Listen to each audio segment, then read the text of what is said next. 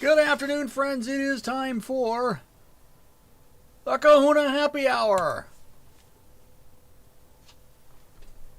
Or, there we go. Thank you. Wasn't getting a cheer like I wanted. Dizzy, welcome. Aloha. Lorraine holds up her Dr. Pepper. I have my flask full of beverage. Mrs. Kahuna will be along shortly. She's finishing grading a quiz, apparently, which is apparently a pain in the butt. So, when she finishes that, she'll come and join us with her glass of preferred adult beverage. So, we've been making the Kahuna Quencher for game nights as well as for this. I gotta tell you, there's not one person who hasn't liked it a lot. It's a dangerous drink. Very. Because it tastes good. And quizzes are fun. This is a quiz is quizzes. Explain that. A quiz is quizzes? Yeah, it's a program. Quiz, IZZ, quizzes. Okay, so apparently it's a program called Quiz Is, IZZ. And it doesn't sort. And it doesn't sort things well. That's what I'm hearing from the other side of the curtain over there. So I'm on the beach. She's still in the office. So anyway, I hope you guys have had a good week. I have been catching up on stuff. I spent a few weeks doing the Synergasia stuff, and now I'm catching up. So I actually got another chapter of on my world, in the story on my world, written and posted. I was thinking she had a Google questionnaire thing. No. Oh, if that's easy. She says that's easy. That I don't even have to look at. She says she doesn't even have to look at that. I don't know if you guys can hear her behind me or not, so I'm just kind of relaying.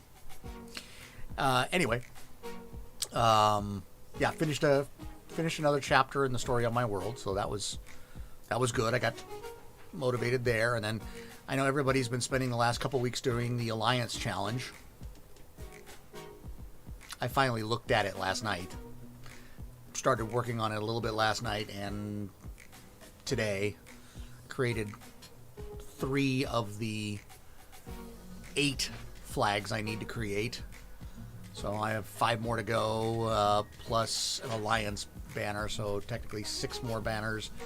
But the good thing was, the Alliance essentially is already part of my world, so this is just a matter of formalizing it. So we got that going. We are on a new time now, and the reason is because during the, I believe it was the Kahuna Help stream. Yeah, it was Kahuna Help. Thank you, Moonflower, for contributing. Yes, there's a new challenge. I'll get to that in a second. During the Kahuna Help stream, we hit 200,000 crowns contributed. It took about 6-7 weeks to do it. But the agreement was, if we hit that, hello, Moonflower, to, well, I'm the Kahuna. Mrs. Kahuna's behind the curtain. I'm So coming. she'll be here momentarily. And then she'll want to sit right in the middle, so she can be in the middle of the camera. It's because I'm more important. Just kidding. And no, she says because she's more important. Then I said just kidding. Anyway, we hit the 200,000, and the agreement there was if we hit the 200,000 crowns, I would go to 2 hours on my afternoon streams. So this is a 2-hour happy hour. I don't know if Mrs. Kahuna is going to last the 2 hours. I won't. She doesn't think she will. I have a sore throat. I think enough wine will help. No. But there are new challenges. Those actually happened today during the Kahuna Quiet stream, where I was pressed to add new challenges. So there are 2 new challenges. First one is writing sprints during Kahuna Quiet. That has been suggested to me before, and it got brought up to me. Dizzy, or Lorraine, agrees that you're more important. Thank you, Lorraine. So does Rabid. Thank you. Wow. Everyone loves the Mrs. Kahuna, is what it says. Well, all right then. I keep trying to get her up here, but Hey, I got progress reports too. Anyway, so writing sprints will be added. Teachers are important. Yes, they are. I don't disagree with you there. Moonflower hasn't met Mrs. Kahuna yet? Oh, I'm hang coming. on. She's coming. I will be coming. Just give me a few minutes. She's feeling the pressure now from her adoring fans. So, writing sprints will be the first one. If we hit 35,000 crowns, which really isn't all that much, if we hit 35,000 crowns, I will add writing sprints to the Kahuna Quiet. I have to figure out exactly how to do that, since we can't talk. But I may be able to add something, and when there's talk about maybe doing it in Discord, and so I'm going to figure out something to do with the writing sprints. Oh my god, there's more than 10 questions. She's back there, frustrated by the quiz. So, Why do I do this to myself? they said no rush, Mrs. Kahuna. No, I gotta stop, because I just can't, I can't focus on that right now. Okay, Because now you're talking. she's coming. I thought I only had 10 questions. I'm not Darth doing has his that. timer thing, and I can type in chat. Yeah, I mean, the typing is going to be Go there. pee. Do you need anything? No, I'm good. Announce to the public. She's apparently going to go pee. Snaz? Snaz. Snaz releases. Ooh, I'm going to have to go and look at that. Let me click on that while it's still on my screen. Dizzy's off to get snacks and beverages. That's okay. Mrs. Kahuna has gone to pee. This is not a rare thing. Oh, there we go.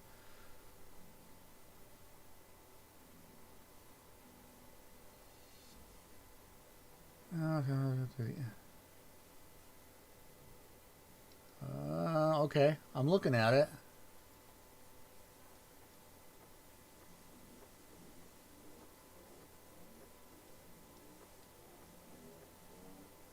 Don't update to Windows.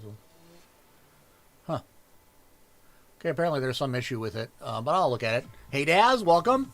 I didn't spend all my crowns on the pie challenge. I'd spend a point to encourage you to give her a hug or make a warm, soothing beverage. And I'm going to be up for 23... Yeah, I'll do a 2,300 Monday. Monday. 2,300 word article Monday. Do you mean Sunday for me to read? Reads are on Sunday. I'll have to check. I'll check out Snaz later and see if that works.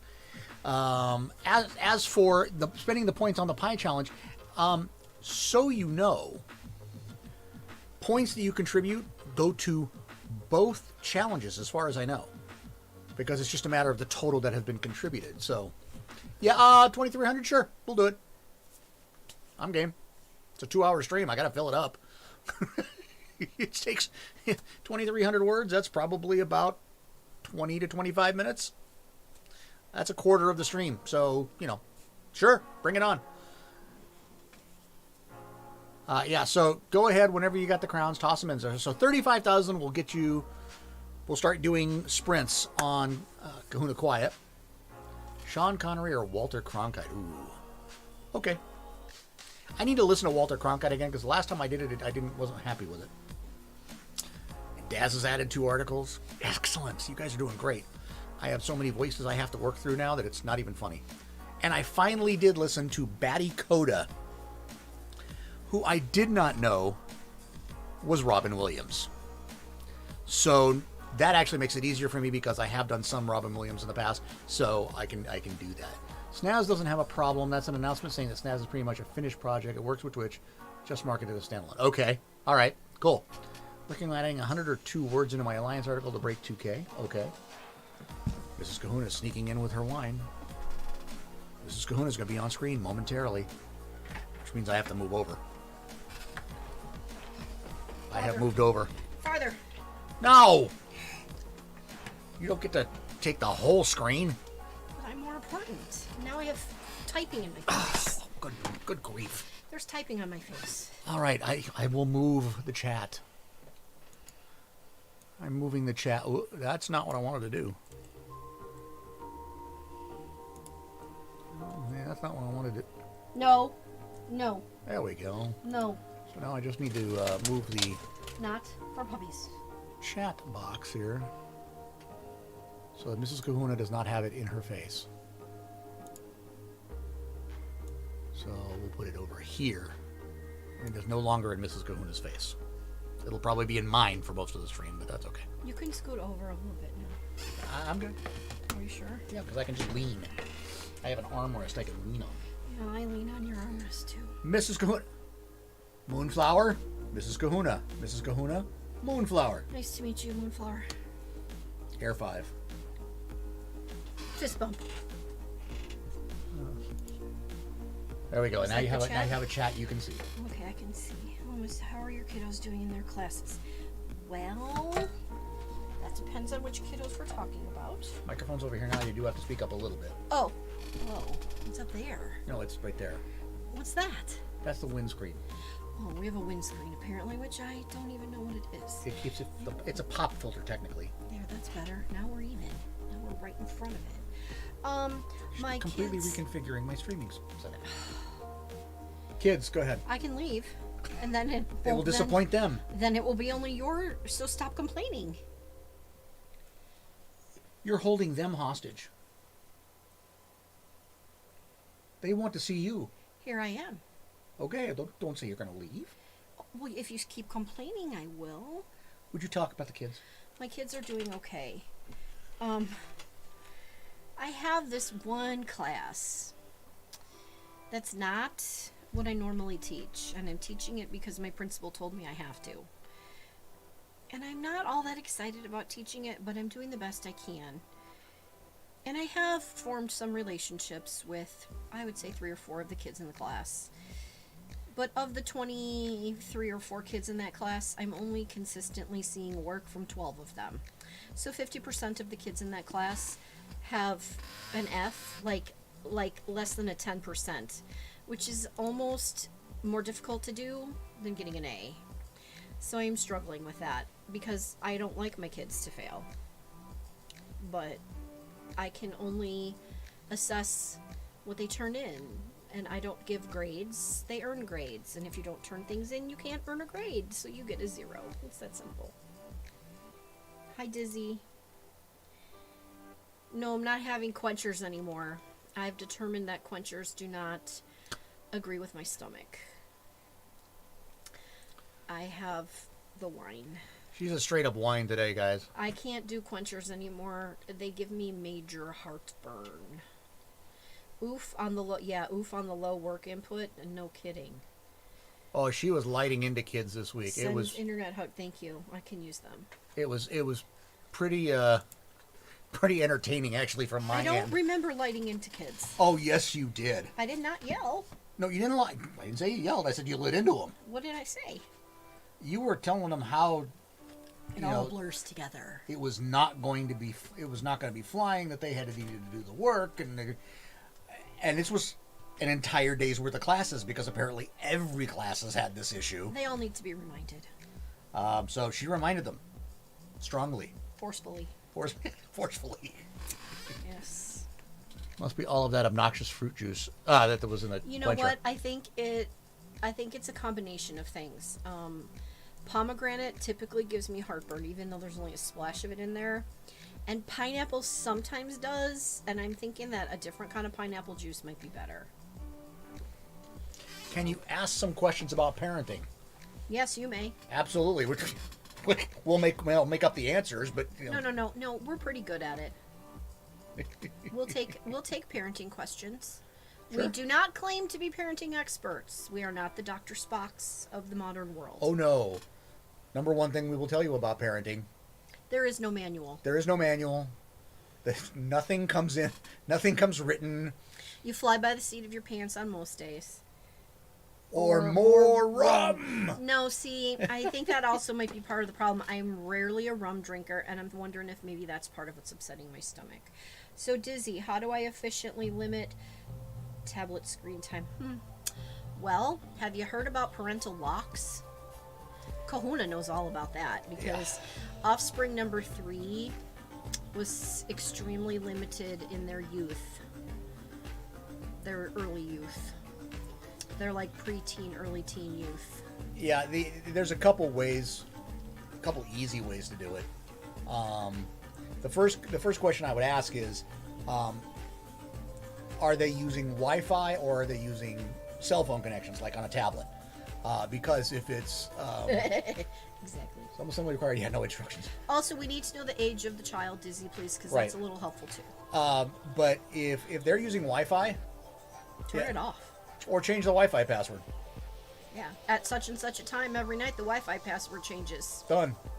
And that's Haha, yes, I've heard about locks. The problem I'm having is temper tantrums when... Oh, damn. Temper tantrums? They'll get over it really quick. when it's time to She's really- 6? Oh, yeah. No. Temper tantrums at 6? So if the temper tantrum keeps happening, then the time keeps getting limited and limited and limited. In fact, at one point, probably through their sophomore year of high school, offspring number 3 was required to surrender all electronic devices to the parental control, and they stayed in our bedroom until one of us woke up in the morning because it was getting bad. Now, with a 6-year-old, I'd take a slightly different tack. I would say dump those temper tantrums at 6. I'll finish my sentences now. I'm sorry, go ahead, honey.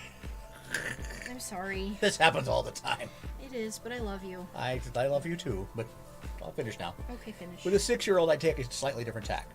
And that is, sometimes 6-year-olds need to have plenty of warning. Yeah, like a countdown. They can't tell time necessarily very well, although they might. But you can tell them, hey, in 15 minutes, time's up. I'd start at 30, I think. Yeah, at you can that even start at age. 30. And then 15 minutes. And then I would go to 10, and I would go to 5, and I would go to 2. And then when it's time, they give it up. And if they don't, tomorrow they have less time with it. Also, the other thing too with timing, you can set an egg timer or like a a beeper timer thing like you would use in the kitchen, and one that counts down so that they can see how much time they've got. Yeah, that's a great idea. I mean, that's what I had done in the past, and I use timers in my classroom all the time too, because there are certain things that I want kids to get done in a certain amount of time, and a lot of times I'll challenge them. Okay, you guys have 2 minutes to do the 5 things I've listed on the board. So that's a thing. The first thing we talked about here today was adding writing sprints to Kahuna Quiet. Well, what's the purpose of the writing sprint? Crank it out as fast as you can and in that time frame, right? We learn Oops. to go with... Sorry, What'd you do? your headphones fell. Oh, thanks. I'll pick them up. Thanks. Maybe I remember. I gotta put my feet up. My back hurts. The sprints are to get you into a mode of straight ahead, right? We learn to work to timers. Work with the kid. As far as like autistic kids having those like sensory overloads, yeah, but I don't know. I mean, I think that right now, because everything is virtual and kids really aren't spending a whole lot of time with their friends, really virtually is all they've got. Virtuality is what they've got. So it may not necessarily be, it may be temper tantrums because they're anticipating being bored. So maybe you promise something, hey, this is when electronics are off, and after that, I'll read you a story. Well, Dizzy says she is on the spectrum. So... Yes, well, we all are on the spectrum somewhere. That's true. But I think, what Moonflower has said about the timers and that, Yeah, sudden change, I get it. sudden changes are difficult. Yeah. And so the timer can really help that because they can see. And the timer has to be somewhere where they can see it.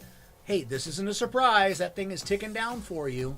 When that hits and you hear the bell ring or whatever you use for the timer, the beep or whatever, when it hits 0, it's time and they're prepared for it. And at that point, It's not a sudden transition. it's not a sudden transition. And at that point, if they're going to push it, then it tends to be more about, I just want to keep doing this. And that's when the you have to say, no, that's not where we're at anymore here. Yeah, and I mean, I think that it's it might take a little while, and maybe I would start it on a Monday so that, like, fresh beginning of the week, say, hey, we're going to try something new right now. Monday, it's Monday. It's a new week, it's a new school week too. And this is the cutoff time. And I'm going to set a timer for you. And you've got 30 minutes until electronics are done. I also think that to start with, adults in the house may also want to follow the same limits. If you're able to disconnect at, like, say 7 p.m., then everyone disconnects at 7 p.m. and you play a board game. Or y'all sit down in the family room and y'all read a book, your own book. Or you read aloud a story, or, whatever it happens to be. Because that also will create a new routine that your child will then get used to, which, could serve you well. And it's not just a routine, it's also a reward for ending at their time. It's like, hey, it's game time at 7 o'clock. If you don't finish on time, we're not going to get to play the game. Yeah, and we used to do that. Well, I used to, but prior to Mr. Kahuna, when my children were very young, we used to do that. We would say, okay, 7 o'clock, TV's off. Then at that time we didn't have a whole lot of electronics. My kids are now 20, how old? Almost 24 and 25. Something like that. Yeah, I have an almost 24-year-old and a 25-year-old. So it was 7 o'clock, no more movies, no more videos, no more TV. It was, hey, we're going to sit down and we're going to do a family thing. Whether I actually spent time reading a chapter out of a book. I did chapter books with the kids. I read through the entire series of Unfortunate Events with them. We would do a chapter or two a night. And then once it was done, it was time to get ready for bed. And we all disconnected at the same time. Once the kids were in bed, we were able to reconnect as adults. So I think if you give them something else to look forward to, and maybe you guys rotate. So maybe Monday night is reading night, Tuesday night is board games, Wednesday night is, we all read silently, but we're in the same room. Or maybe once a week you give your kid a chance to pick the activity that happens once electronics are done. My kids used to love forced choice. I call it forced choice. They had forced choice at dinner every night. They had 3 options of beverage. They could have milk, water, or watered down Kool-Aid once in a while. And they had to pick. It was forced choice. We're being raided. Oh, yay. Welcome, Raiders. Welcome to the happy hour. Who's Darth Vader? It's Darth Vader. I don't know who that is. I've never met them before. Okay, well, Garth, Mrs. Kahuna, Garth. Hi, Garth. And who else is on there? Aaron's here. Sable. Sable is coming in with the Sable's Raiders. raiding. Aaron's here. Okay. Look, prepare to be boarded. Yay! Yep. Look at all of this. Thanks to boarded and Moonflower. You know what? Our advice is just that. It's advice, and it won't work for everyone. We can tell you what we've tried. We can tell you what's worked that we've tried. We can also tell you what has not worked that we've tried. Oh, thanks. What was Dizzy, that? thank you very much. What is that? Cheered 1,000 bits. Yay! Those cost money, don't they? Yeah. Yeah. Yay! Woo! Yeah. She's like, whatever. I am not like whatever. That was not a whatever woo. No, that was you don't know what these things mean. No. No. But I know that makes that Dizzy was happy. Yes. Cheers means Dizzy's happy. Yes. And we like happy people. Want to analyze a short poem? Okay, sure, I'll try. Did you write it? Or am I analyzing something that's already been written? Who cares? No, it matters to me. Oh. If it's something that someone else has written and it's been analyzed before, then no, I don't want to analyze it.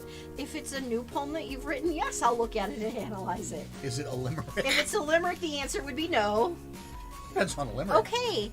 I'm willing to look at it. Let's see what comes up with it. Toss it up there. And you can get the Mr. and Mrs. Kahuna analysis, because we don't always see things the same way. No. No. Not no. Zoe, No. hello, my friend. One last thing I wanted to tag on to what Mrs. Kahuna was saying. We have 3 kids. Yes, Between the two of us, we have 3 kids. children. They could not be any more different And you between can't, each other. my kids alone are polar opposites, and then you add offspring number 3 into the mix, and now we've got a triangle of polarity. And we do actually call it The occasionally Bermuda the Bermuda Triangle Triangle. when they're together. It's any 2 of them are okay. You add the 3rd one, and it's napalm on the fire. On a good day. On a good day. So you learn to adapt by the kid. Yeah. And you have to get to learn to know That's the true. kids. It's true. Very true. Because what works with this kid doesn't work with that kid. And I'm experiencing that in multiplicity Right. with offspring number 3. But, you know, you gotta, I mean, seriously, you're not given a playbook. You're just not. So. No. You know, I could read the poem. You can read the poem, and while you're reading, I'll think about my analysis. Okay. Because you've got the good voice for it. I can use a poetic voice. Yes, please. I don't think I have. I'm really been trying, but I don't think I have Morgan Freeman down yet. Read it in a voice. Read it in a voice. That's yes. the plan. That was another thing someone suggested for Kahuna crowns. They put up enough Kahuna crowns. They get to choose a voice for me to Oh, well, speak in. you've got 2,000 total Kahuna drinks to the Mrs. Kahuna Pie Challenge. Yes. How many do we need? 400,000. Oh, that's a drop in the bucket. Yeah, but they every drop in a bucket makes the bucket could, fuller. each person could put in 2,000 per Query. day. What does move up to the top of the class mean? Okay, so during Kahuna reads on Sunday, I probably forgot to turn off that timer. Oh, and there goes the poem. So we'll read that in a second. Oh, you showed me this one earlier. Rabbit Candy Void gave you 4,000 for the Mrs. Kahuna Pie Challenge. Woohoo! Well, I'm just going to get We up there getting fast. there. So we haven't talked about the Kahuna Pie Challenge yet, actually. So the Kahuna Pie Challenge, before I read the poem, the Kahuna Pie Challenge is 400,000 crowns. That's a 2,000 lot. per stream. Do I get to do it for every stream? No, just once. We'll do it on a happy hour. Just once on a happy hour. You guys should say you want it on every stream. No, I've already put it up. I'm not changing it. 400,000 crowns. Mrs. Kahuna will take an empty pie crust. She will fill it live with whipped cream, and I get it in the face. And then the dogs will get to eat the stuff on No, the floor. that's not the deal. We want it on every stream. No, no. I said once. Okay, well, you know what? We'll go with once, and if it goes well, we can, you know. Am I in your? Is my chair? Well, I bothering you? just need to move up a little bit so I can read the poem, which Okay, I see. here comes the poem, and I'm going to attempt an analysis. All right, so Here we go.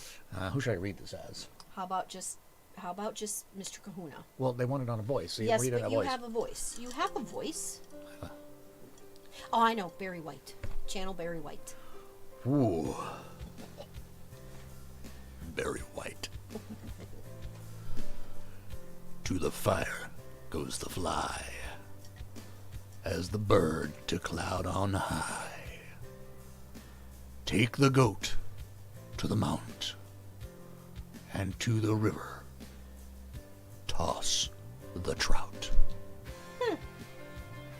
Okay, my first analysis is this is very natural. It's things that we're looking at being attracted to natural things because flies generally go to the light, and you know, the bird to the cloud because birds fly. So this is all about someone being attracted to someone else, in my opinion, and you know, maybe it's not the best thing for them. I can't comment. You know that I can't comment on this because I saw it earlier and I know what it is. You know what it is? I know what it is. Am I way wrong? You are not even close to the idea of it. Okay. Well, But that was a cool analysis. But that's my analysis. It was a cool analysis. It was just, it's not It's in your it's really funny because as a former English teacher, my kids, when I would have them analyze, you know, literature, I would get some really way out there things. And I'm like, you know, I can see that. It's not necessarily wrong. That's the fun part about literature analysis. Not going to spoil the reveal though. Yep. I know what the poem means. Yep. So do I. I Not don't. gonna spoil it. I want to know. Not during the stream. Why? Because there's other people here who it might spoil the reveal for.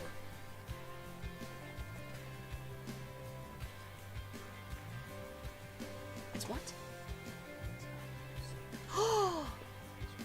Okay, well, I would have never thought that. I know that. Because That's why it was not funny. that's not part of my world. That's why I So- thought it was funny. That's the other thing that's interesting. Oh, there. Okay. He's helping a little bit. Well, that's a hint, but when you don't have the same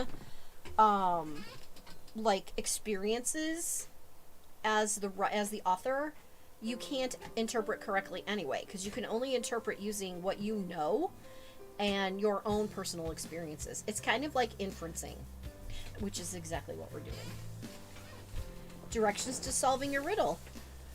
Okay. That was actually my first guess right off the bat when I read it. Oh, look, So- look who's joining. Oh, hello, doggo. Look, we have the dog in the middle. See there? She moved away. She's back. Hey, come here. Come here.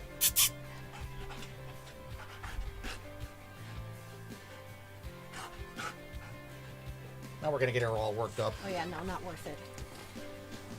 Would you be tempted to go inside or walk on by?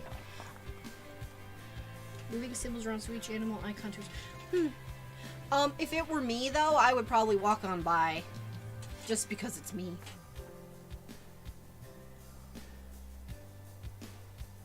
Ooh. Eee. You know what? I'll tell you what. If I were invested in whatever this riddle was, if I were invested, I would definitely try to figure it out.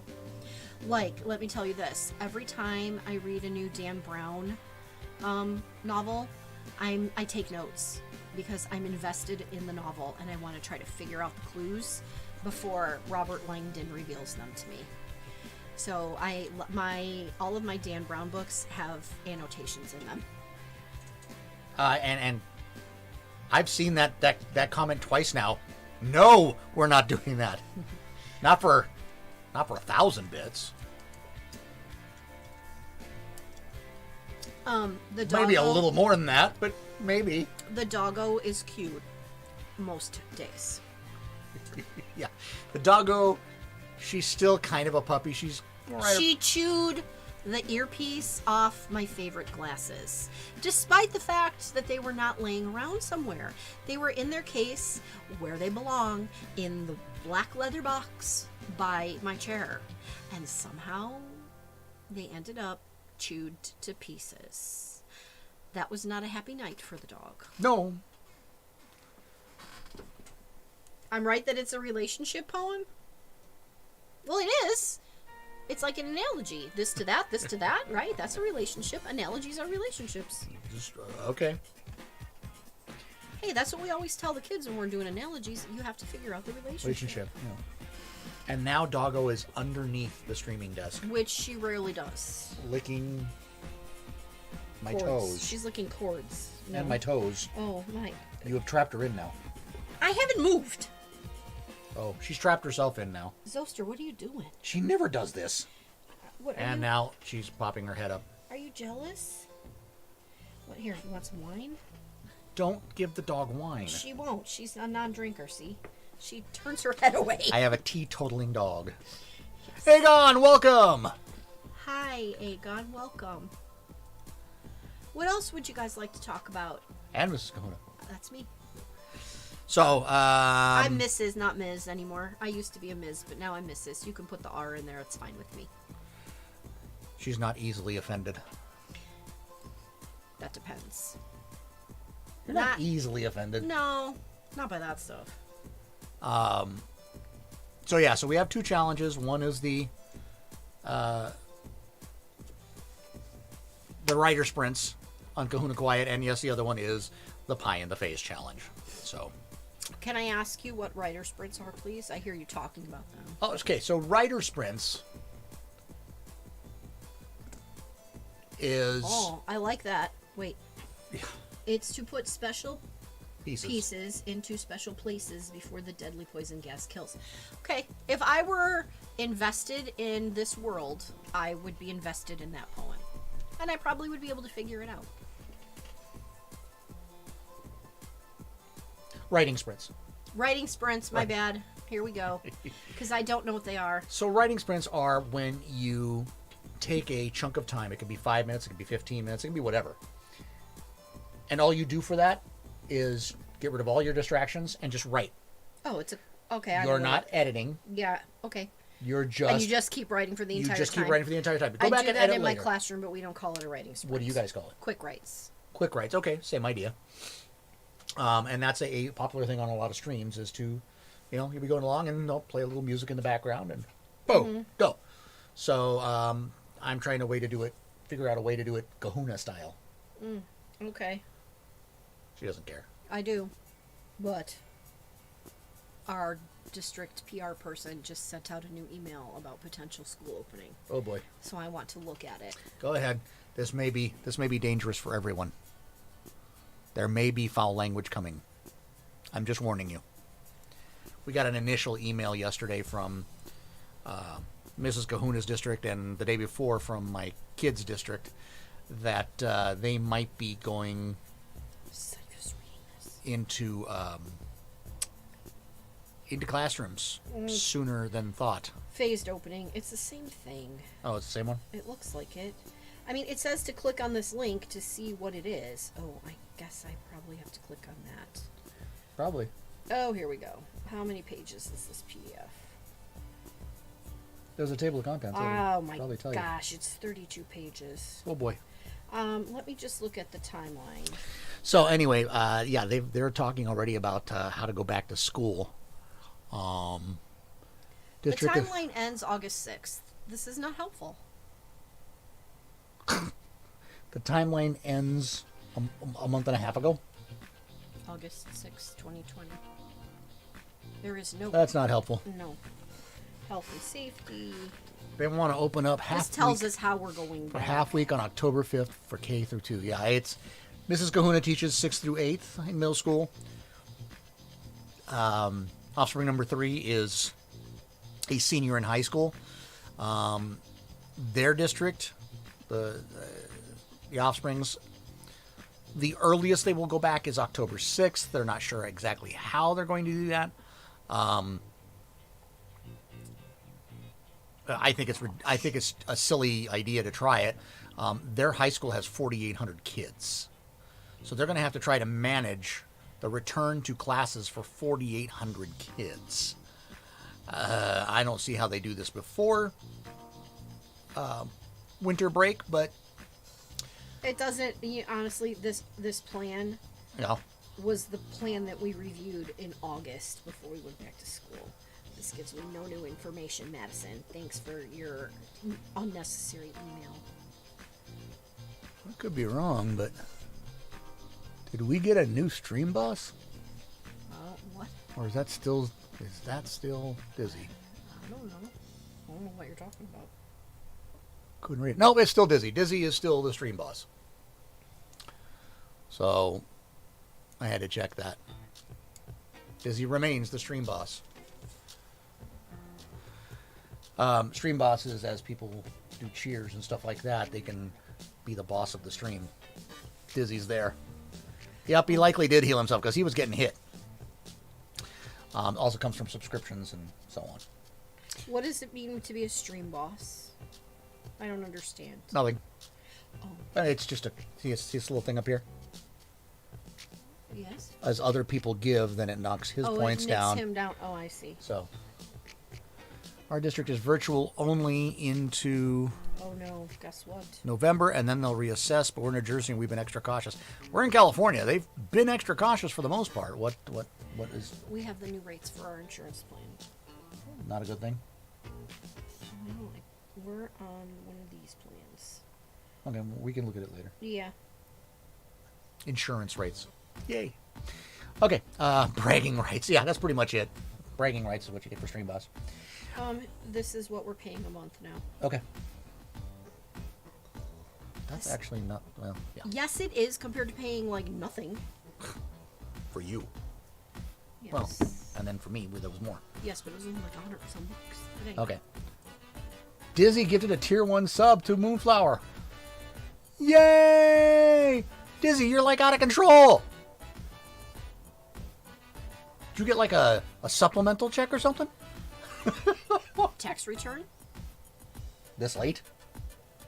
Depends on when they filed, doesn't it? Well, it's true. Okay. Dizzy, you rock. Oh, but somebody Somebody hit Dizzy.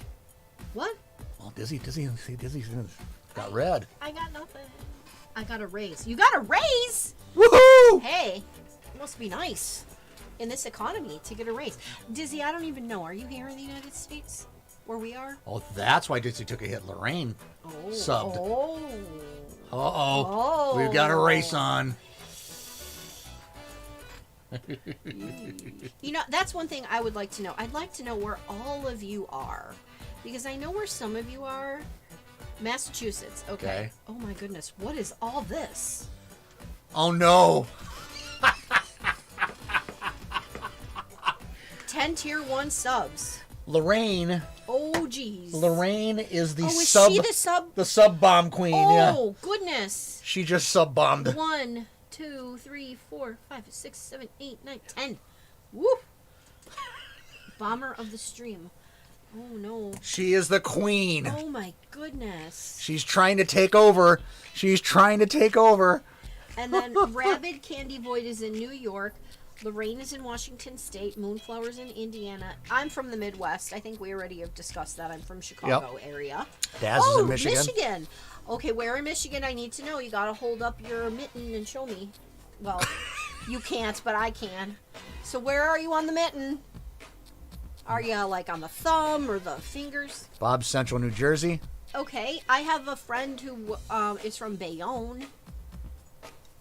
And she talks like she's from Bayonne. Oh my god, she's awesome. Up. The Youpie. Oh! He's a Youper. Where in the Youper? Where in the Yoop?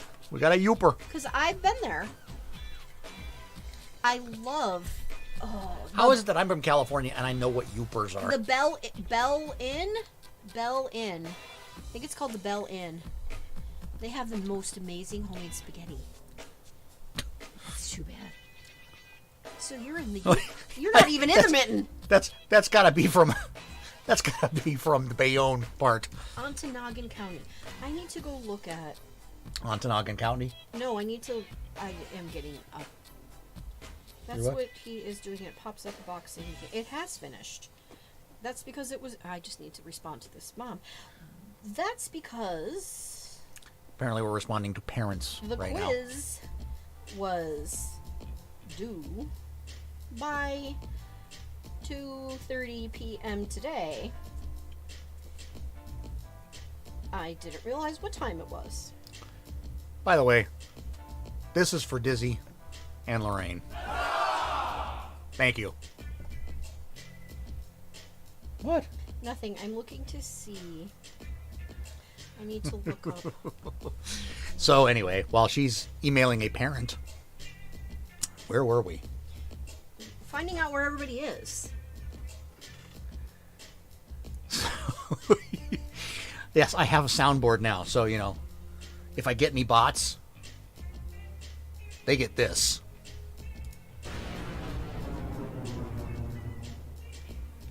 Ooh, Daz, that's a good one. Okay. I like that one. Okay, so Dizzy? What is that? He just cheered 5,000 bits. Oh, these cost money. Okay, so And has restored himself. nice. He's recovered from the Lorraine bomb. So UP,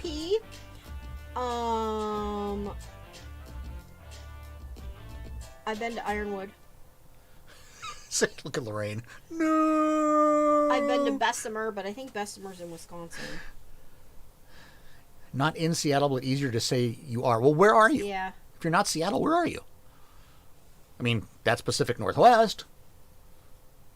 Dizzy killed Lorraine. The Darth Vader. No. Bessemer is. I've been to Bessemer. Bessemer is Michigan Peninsula. Oh. Oh, okay. Oh, well, I've been somewhere in the UP. Oh, crud, I can't remember where it was. The big mountain area west. Yeah, no, I was in the UP. No, this is Lorraine, Oh, Lorraine. who's in The Washington. big mountain area west. I have a friend who lives in Auburn, Washington. See, I have no problem with chat over me. Because who wants to look at me anyway? Porcupines. Porcupines. Is that like the state animal? I just remember where we were. That's the Streamlabs. Don't worry about What Streamlabs. was Streamlabs? It's my Oh, chat timer. your chat thing. Yeah. Okay. So anyway, I remember being up there, and I remember is there Ironwood Falls? Ironwood Falls, maybe? Ironwood. Porcupine Mountains in the UP. Oh, Ironwood? Does that sound familiar? Ironwood in the UP, maybe? Ironwood Falls. We've suddenly become a geography lesson. Yes, but wherever I was, the town had someplace. Oh, see, good. The town, I think it was Ironwood. I want to say it was called the Bell Inn or the Bell Tower Inn or the something, and they had the best homemade spaghetti noodles I have ever had in my life, as well as the best pasties on the planet. And I can make pasties, but I'm not really good at them yet. My ex-husband was really good at pasties. Breakwater? I don't know. There's a river there. Wherever I was, there was a river. And it was very reddish brown colored because of all the iron in it.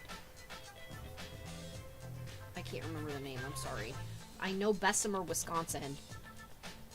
Bessemer is in Wisconsin, isn't it? No, it's in Michigan. Bessemer, Michigan. I know that we've been through there. Oh, yikes. The Halloween squad has landed. What is that? The Halloween squad? By the way, I hate Halloween. It is like the worst, absolute worst holiday on the planet for teachers.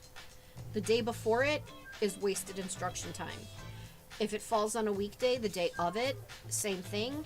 And the day after it is the absolute effing worst. Because everyone is on a sugar high and then they crash. And I hate it. And I find candy wrappers all over the place in my classroom. I just hate it. Here's the thing. For me, Halloween would be awesome if I had the unlimited funds to be able to decorate the way I want. I have a friend. That's how I feel about Christmas. I have a friend who lives nearby. I've known him for years. I worked with him at Disneyland. He, every year, sets up a version of the Pirates of the Caribbean in his front yard. I'm talking full-blown motorized, lit, and sound-affected props. He's got, if you go on Pirates of the Caribbean, there's one scene where it's a storm behind a shipwrecked ship and there's a skeleton steering the boat. He's got that in his front yard. He's got a sign that goes over his garage that says the Pirates of Chino Hills, because that's where he lives, instead of the Caribbean. It's the entire front yard. It is amazing. It goes into the house. It does go into the house. Well, it goes into the porch of the house. It's amazing what he does. I wish I could spend that much time and how much money he spends. But he builds it all himself. He finds the pieces and then he builds stuff. The one he just built not too long ago, I'm trying to think of what he just built. I think it was it's the pirate that's drinking, the skeleton that's drinking, and the wine is going down their body. I think he just built that one, and it's awesome. Esong's here! Welcome! Welcome to Kahuna Happy Hour. I have a parent. Heck, we have almost an entire hour left yet. So you know the quiz is Quizizz that I was trying to grade? Email from a parent. Oh, my son is trying to access the quizzes and he can't get in. That might be because the time has expired. I posted it Wednesday morning at 8 a.m. I was closing it. I gave them all day Wednesday, all day Thursday, and all day class, to school Friday. Closed it at 3 p.m. It was due by 3 p.m. today. You think he could have done it in that time? It's only 12 questions. Is there any way he can make up those points? No, sorry. Your son has had 3 full days. No, sorry. And I got distracted. Oops. I love squish marshmallows. What are squish marshmallows? Not I don't just even know what they squishmallows. are. What are they?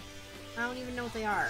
And my district used to have parent-teacher conferences on Halloween. Oh! So they got in trouble with the state and had to go back to having half days on the day before, the day of, and the day after, instead of half days before and the day after with the day being closed. Oh, well, here's the deal. With me, conferences, this is the stupidest plan on the planet. Okay? I teach middle school. She doesn't feel strongly about it. No, and honestly, by the time kids are in middle school, most parents who are going to want a conference are going to get in touch with you. We are required to have conferences for 5 whole days. We have 5 whole days and half days. Literally, the kids come at 7:30 and they leave at noon. And then from like 1 to, or from, I don't know, 12:30 to 2:30, 12:30 to 2:30. For 4 out of those 5 days, we're required to have parent-teacher conferences. Nobody shows up. Then we have one night of parent-teacher conferences where people show up, but I maybe get 10 parents max. And it's a waste of my time. It's just a waste of time. In middle school, I feel. Plushy pillows. Oh, I wonder if we have one of what's RPG? Hello RPG. Who's RPG? Oh, Dinosaur RPG, Bob. Dinosaur Bob. Okay, well, I know him as Bob. I don't know him as RPG. RPG Dinosaur Bob. They are the best plushies pillows ever. Hi, Aegon. hey again. No, Aegon. Hey, Aegon. And That's not how it's not spelled that way. Oh, stop. Quit being grammar Nazi. E-Song's a teacher too. E-song, it's not spelled right. Hey, Siobhan, I didn't see you there. Welcome. Sounds like a great time to plan lessons and get paid. Oh, it would be a nice time to plan lessons and get paid. Except you can't be in your classroom. You gotta be in the multi-purpose room. And so I don't have access to all of my things that I require. It's SUCKS. Ah, so you were lurking and came in. All right. Oh, you get less people as a choir teacher? I bet you do. All right, so... So what do you guys want to talk about? Well, I say so because I want to talk about something. What are you talking about? Writer sprints. Oh. See, I've never done them. Quick writes. Whatever. I've never done them. So, what works for you guys? What doesn't work for you guys as the writers? Because I want to make these something that work for you guys. Like I said, I'll put my Kahuna spin on it, but which means I'll probably do something, kind of techie and fun, but I want to know what works for you guys because I've never done them. I'm starting to go into elementary special ed, so I'm really only getting parents who get in contact with me You anyway. will. And let me just tell you one thing. Make sure you are in control during the IEP meetings. You want to make sure that you keep them moving along so that the gen ed teachers don't have to sit there through all of the difficult things that they know nothing about. No sprints? You don't want sprints? The sprints are only for Kahuna Quiet, by the way. Sorry, I mentioned that. Yeah, I've never done sprint. I have participated in sprints, but I've never hosted a sprint. So that's why I'm trying to find out what you guys like in sprints. Because I can tell you that middle school children, the max they can do is 3 minutes of a timed write like that, like where you have to just write, because otherwise they just lose interest. But y'all are adults. sprint dependent. Yeah, my thing is, I can't, even if it's a sprint, I can't write when my brain says no. And there are days where I sit here and just stare at the screen and fall asleep because I've experienced that. Yes. I can show a picture if you'd like. Here's a little secret. Occasionally, when you see the "Be Right Back" screen pop up over my face, I'm probably napping. There's a good chance I've fallen asleep. Nope, I deleted it. It's on Facebook. And so, she's going to try to show the picture of I me will show the picture. asleep at my desk in front of the green screen. I will. So I can't. I have a hard time with sprints. They don't work very well for me because I can't turn it on and turn it off that well. Not the writing. I can do all kinds of other creative stuff on the fly, but writing, for some reason, I have a really hard time doing that. So that's why I'm trying to find out. Well, that's funny. The green screen is wiping out there, too. That's Kahuna sleeping on the job. On the beach. There. Does Kahuna snore? Oh, yeah. Oh, yeah. Yeah, Fact. but the question you didn't ask was, Does Mrs. Kahuna snore? And the answer is also, oh yeah. Yes. And we wake each other up. Yep. We wake ourselves up. Yep. We wake the dogs up. I thought you had ever done a sprint with anyone on the other end of the equation. Yeah, I have participated in sprints, but I've never hosted a sprint. What's that? Dizzy just cheered another 500 bits. Is that more of the things that you pay for? Yeah. Oh, jeez. Guys. Well, you know what? He took a hit. So. So that's why he's doing it not because he's cheering us. He's doing it because he wants to be first. Well, no, he wants to make sure he doesn't lose his boss status. The last of my bits tonight. No, none of our offspring at the current moment snore. Yeah. And I did not snore until about 6 or 7 years ago, when I hit that point in my life where I started to have hormonal shifts, and I gained weight. That's when I started to snore. And mine is always, it's a matter of weight. If I lose more weight, I snore less. And if I lose weight, I snore not at all. So, and I've been trying to lose weight now for about a year. And it's just not happening. We need to do the exercise thing. Yeah. The problem is we don't want to do a gym because we've tried that and we don't go. Yeah, it's just spent a lot of money. But lately it's been too effing hot to do anything outside. Yeah. So, we're kind of in a pickle. Now, But tomorrow I'm thinking about taking the she-beast, to the dog park, which isn't really exercise, but at least I'm getting out of the house. Well, the dog is. The dog doesn't need to lose weight. Mrs. Kahuna needs to lose the weight. No, but the dog needs to run around to, Yes. chill out. Oh, look. Speak of the devil. There she is. Too hot or too busy being on fire? Well, kind of the both. Depends on the day.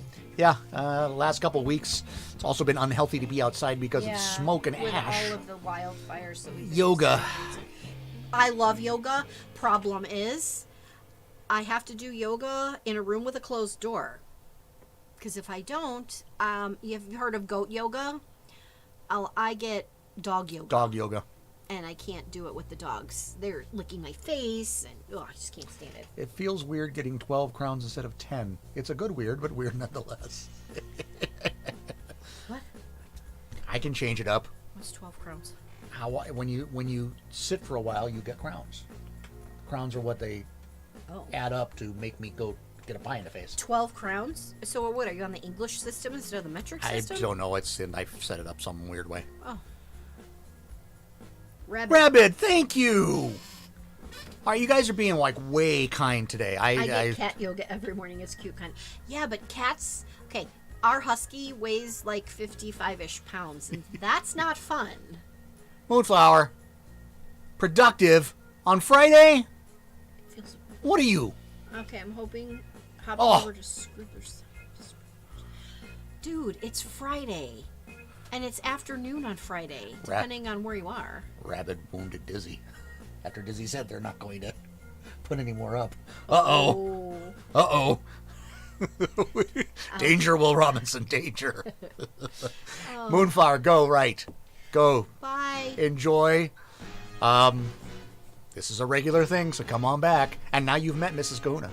So now you have a real reason to come back. You're too kind. Bob has contributed to the pie challenge. Beer o'clock on Friday. Huh? It's beer o'clock, that's right. Anytime after whatever time you decide it is. Well, I'll tell you that wine o'clock started about 12:50, right before I went into my meeting. Yeah. And it is 2 hours long.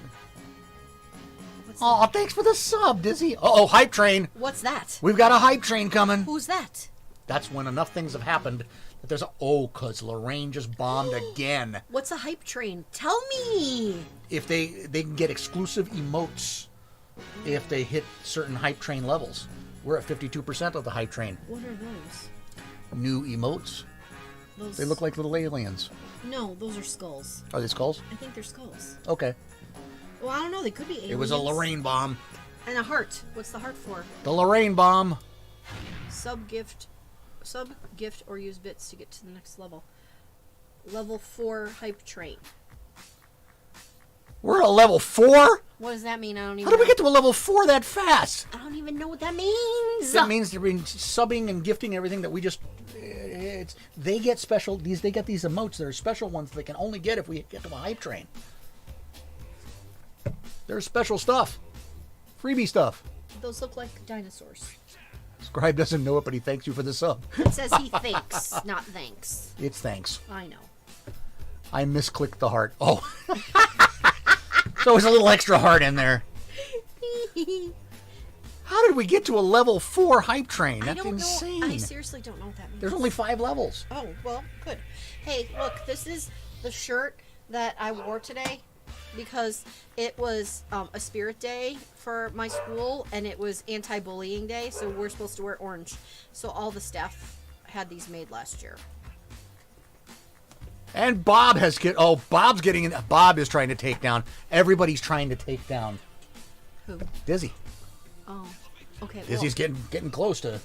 Oh, so have we come up with your sprint ideas here? No, we started and then we started on a hype train and we're 74% through a hype train. So Warhammer 40K. I don't even know what that is. I'm like yeah. Warhammer is another like tabletop RPG thing. RPG role playing game. It means I get a lot of stuff thrown at your sub. Yeah, it goes to thank you so much. It means you get what? What? Dragon became the boss? How did that happen? What? How can you see that? Well, they just told me. Oh, because I can't even read that. Yeah, I know. I can't either. Honestly. Look at how pink my cheeks are. It's hot in here.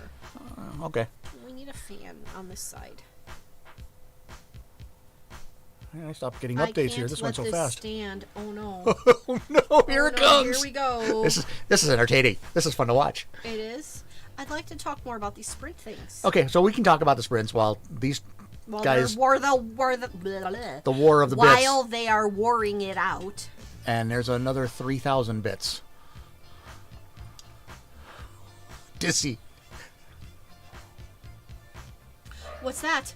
What's that? We're on what a just happened? level. Hype. Hype. Oh, hype. It looked like high P.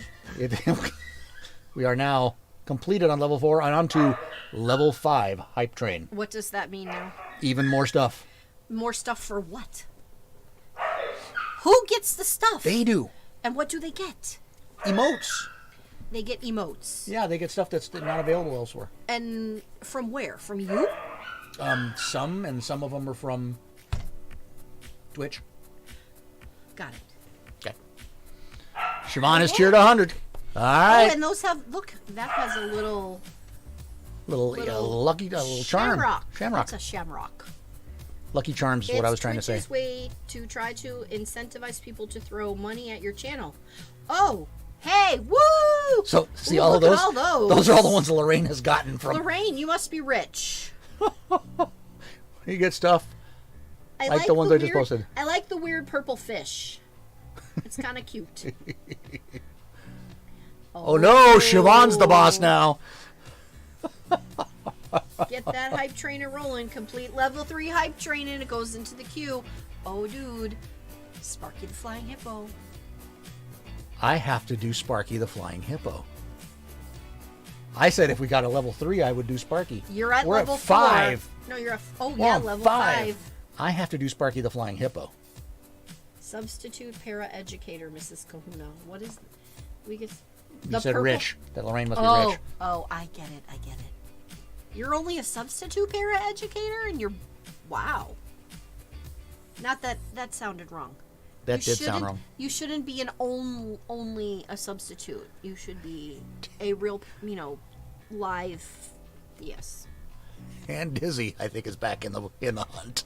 Substitute para-educator. You should just be a plain old para-educator. Sparky the Flying Hippo. Yep, here we go. All right. I'm not part of this. All right, so the story behind Sparky is when I worked back as the boss, FYI. When I worked at Disneyland, Eons ago, yes, we're talking 35 years ago. When I worked there were no women on the Jungle Cruise. So in the winter, when and you get to watch the chat. I'm watching the chat because that's all I can see. Dizzy killed Sean. In the winter, if you were a guy, the 2 rides that used the most people were on opposite sides of the park. One was the Jungle Cruise, the other one was the submarine ride. Look, it's an angel. And I was on the west side of the park, which meant Jungle Cruise. So you pretty much were guaranteed. I'll address that in a minute. You were pretty much guaranteed to be working the Jungle Cruise most days of the week. What was the other one? The submarines on the east side of the park. Oh, yeah, no. Yeah, it's even stinkier some ways. Well, it's a lot stinkier. It gets hot in there. It does, but we're talking winter. Doesn't matter. It's still hot in there. So anyway, I'm never going to get this parky. Anyway, what would happen with Jungle Cruise is you're telling basically the same set of jokes every 8 minutes for 8 hours to people who 90% of the time are not going to give you any reaction. None. Some of them don't even speak English, so. A lot of them. So what would happen is you'd get bored and you'd start inventing your own versions of the Jungle Cruise spiel. Well, I was working a lot of nights and I heard one guy do this routine, and I never heard the whole routine, but I heard enough of it to remember it. And so I kind of made my own version of it. And the funny thing is, there are people still going back to the Jungle Cruise to this day, as I have been told by friends who still work there, and they will ask for Sparky the Flying Hippo. No one, as far as I know, has done that routine since I did it 35 years ago, but they still ask for it. So they still remember it. So that's so awesome. So I'm going to do for you, without the aid of visuals, we completed the hype train. That is so awesome. We love you all. Thank you all. You guys are awesome. So, Does that mean you get paid something? yeah. Oh, good. All she cares about. So, you would get bored, would work at night. And so I came up with this routine to basically entertain myself. Because at night, the Jungle Cruise gets really slow to the point where there aren't people waiting to get in a boat. You are waiting for people to get in. So you could be sitting at the dock for 10 minutes until you had to leave because the next boat coming in didn't have anywhere to go. So, and then you'd have to leave. So this is the Sparky, the Flying Hippo routine, as performed 35 years ago by yours truly. What are the purple things? I don't know. I can't tell. Can you guys tell me what those purple things are? And then we'll talk about them after Sparky the Flying Hippo. So,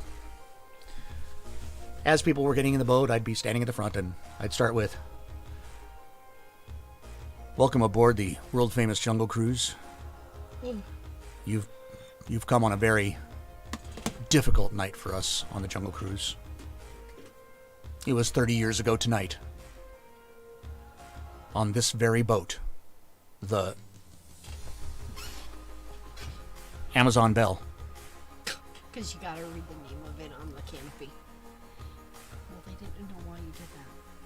I could have explained. Oh, sorry. I'll just bite my tongue. 30 people left. No one came back. All because of Sparky, the Flying Hippo.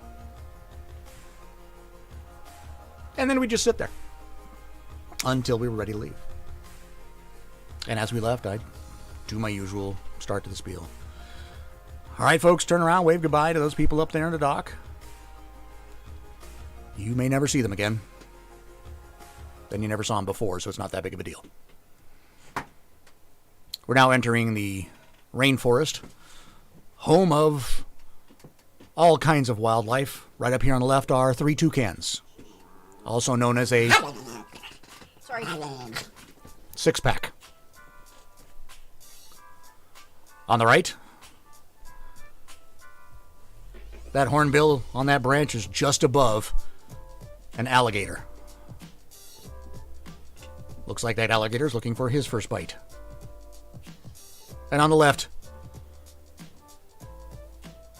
is the laziest alligator we have on the Jungle Cruise. He's always looking for a handout. Or a foot. Small child, whatever works. He's pretty scary. But not as scary as Sparky, the flying hippo. Up there, 3 king cobras in an ancient Cambodian shrine built centuries ago by ancient Cambodian shriners. And up here on this left, that is a tiger, ladies and gentlemen. Tigers can jump up to 20 feet. We're only 15 feet away, so he should just go right over the top. He's pretty scary, but not as scary as Sparky, the flying hippo. We're now entering the elephant pool. Elephants come down here to bathe daily. There's Bertha in the shower. I think she probably should get out, however, because she's looking a bit wrinkled.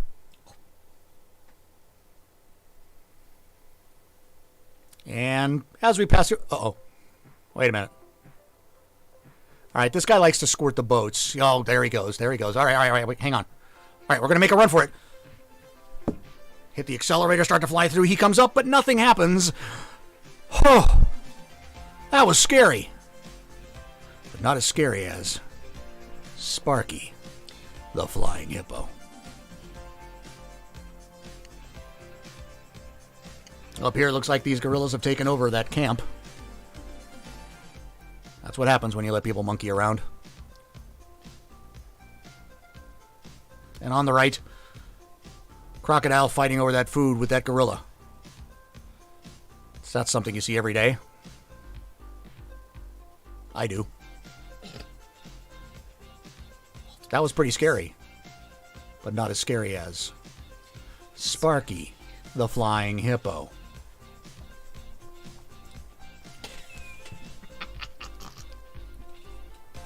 Hang on. It apparently did not like a word.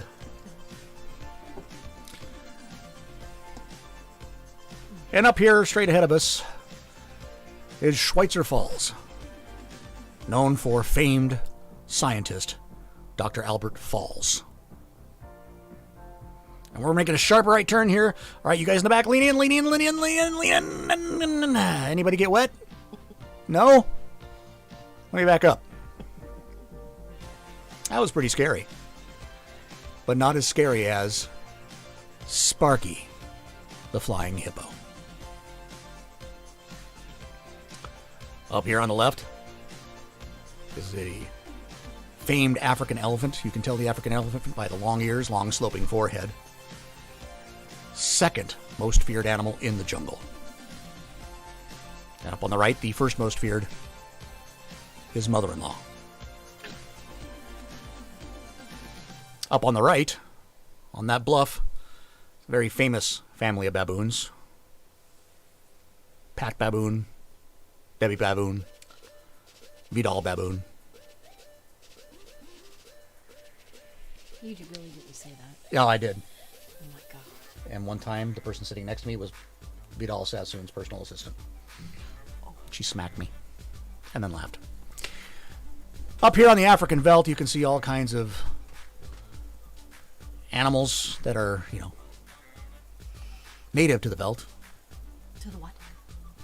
The African veldt. Oh, the veldt. I thought you said the belt. The veldt. What belt? There's gnus, gazelles, gazebras. And up in that cave there, you can see that those lions have taken a kill of a zebra, which points out the most important law of the jungle. Don't be a zebra.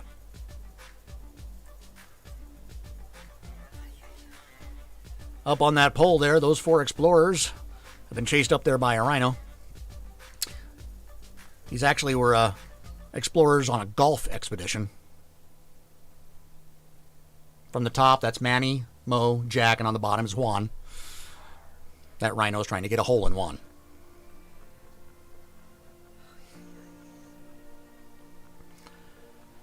All right, ladies and gentlemen, we're now entering the most dangerous part of our journey. The hippo pool. And the realm of Sparky. Kill, kill, kill. Sparky, Sparky, Sparky. Kill, kill, kill. Sparky, Sparky, Sparky.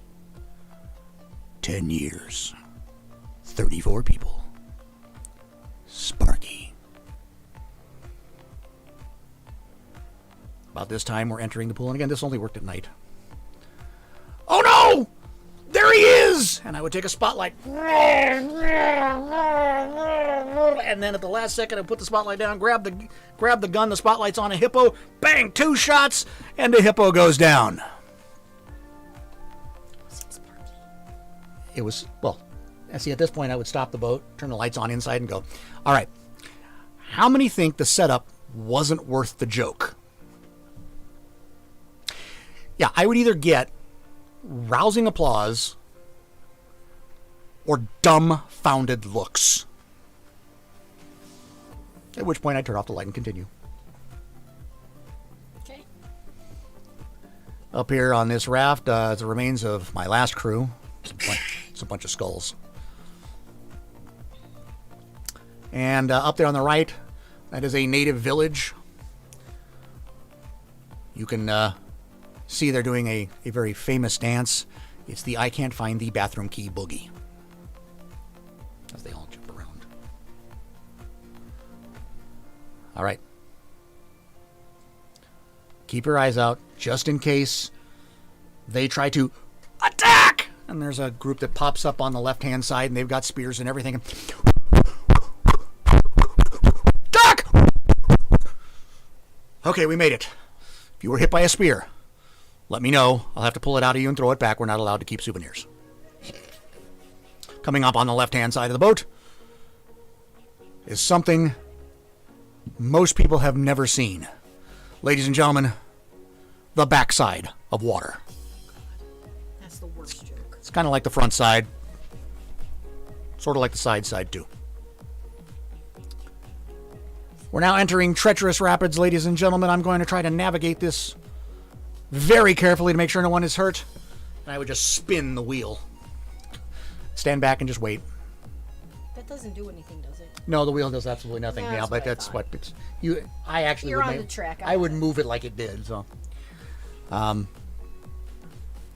here, this python is trying to get the squeeze on that little baby water buffalo. And up on the left is Trader Sam. Trader Sam's got a deal going on today. 2 heads for the price of 1. 2 heads. 2 of your heads for 1 of his. Well, folks, we're now in probably the remaining dangerous part of our journey, the return to civilization. And up here on the dock are 2 fine gentlemen who are going to help you out of this boat. They're pretty scary, but not as scary as Sparky the Flying Hippo. Watch your step, folks. Watch your heads. If you can't watch those, watch your language. I enjoyed having you aboard. One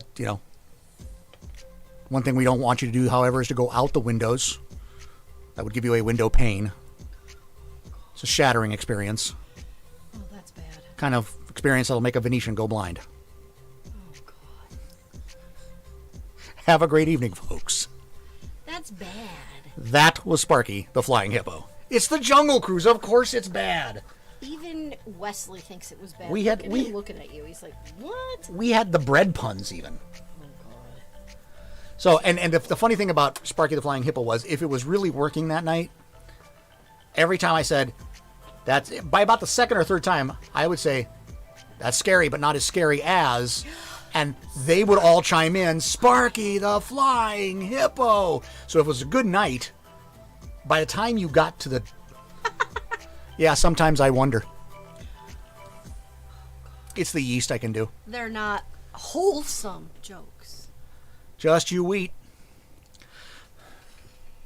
It's my wry sense of humor, isn't it? It's like sour dough. There's a whole string of bread puns. We are bad. The Jungle Cruise never quite leaves you once you've been a skipper. It's there. It is dad jokes. Honestly, whoever said it's like a bad dad joke, you are absolutely right. It's 8 minutes. The entire 8 minutes of dad is jokes. the worst dad joke you have ever heard in your life. So go with it. We had some guys. How corny? Well played, Lorraine. Well played. Yes. Cornbread, I get it. Yeah. Yeah, baked. Yeah. Well, I think this whole joke series is toast. So. No, it's crumbs now. So anyway, that was Sparky the Flying Hippo. I hope you enjoyed that. I actually wanted to go back and see if I could get them to let me do a Jungle Cruise trip once as the skipper, doing Sparky the Flying Hippo for my friends. At least they're not toasted. Not toasted. It's not too late. Yeah, well, the theory that they do the bad jokes to make the cruise seem longer than it actually is. I don't know why. The funny thing is, you can always tell the guys who enjoy doing the jokes. The trip should last, on average, I used to train people on the Jungle Cruise, and the trip should last, on average, about 8 minutes. Unless you get stuck because something comes off Right. the rail. What's that on average? Or they take a boat off. Yeah, I'd say on average.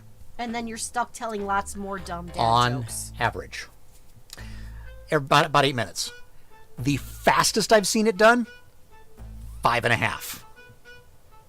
They took 2.5 minutes out of an 8-minute trip.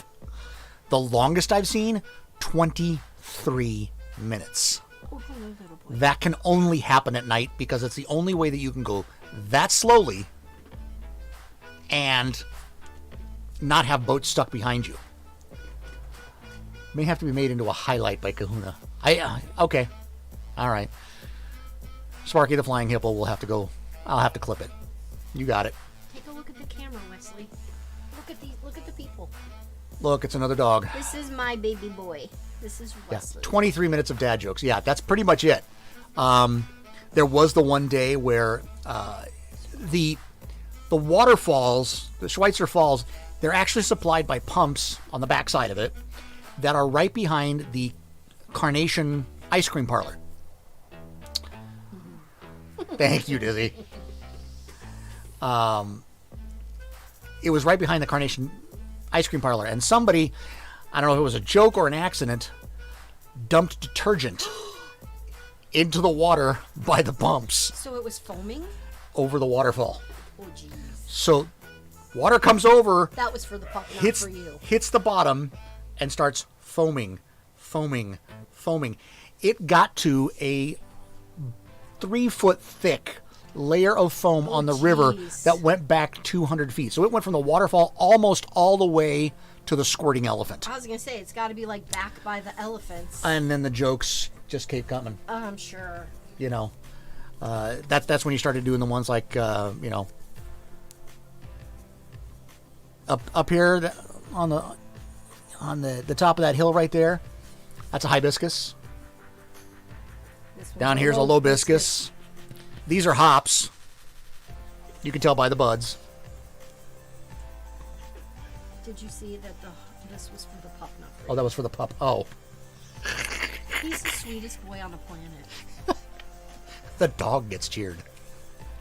Yeah, so we had, and the thing was that all the skippers, when we saw the suds, were dying. I mean, you'd come around the corner and there'd just be this sea of suds, and you're just like, how do I work this one?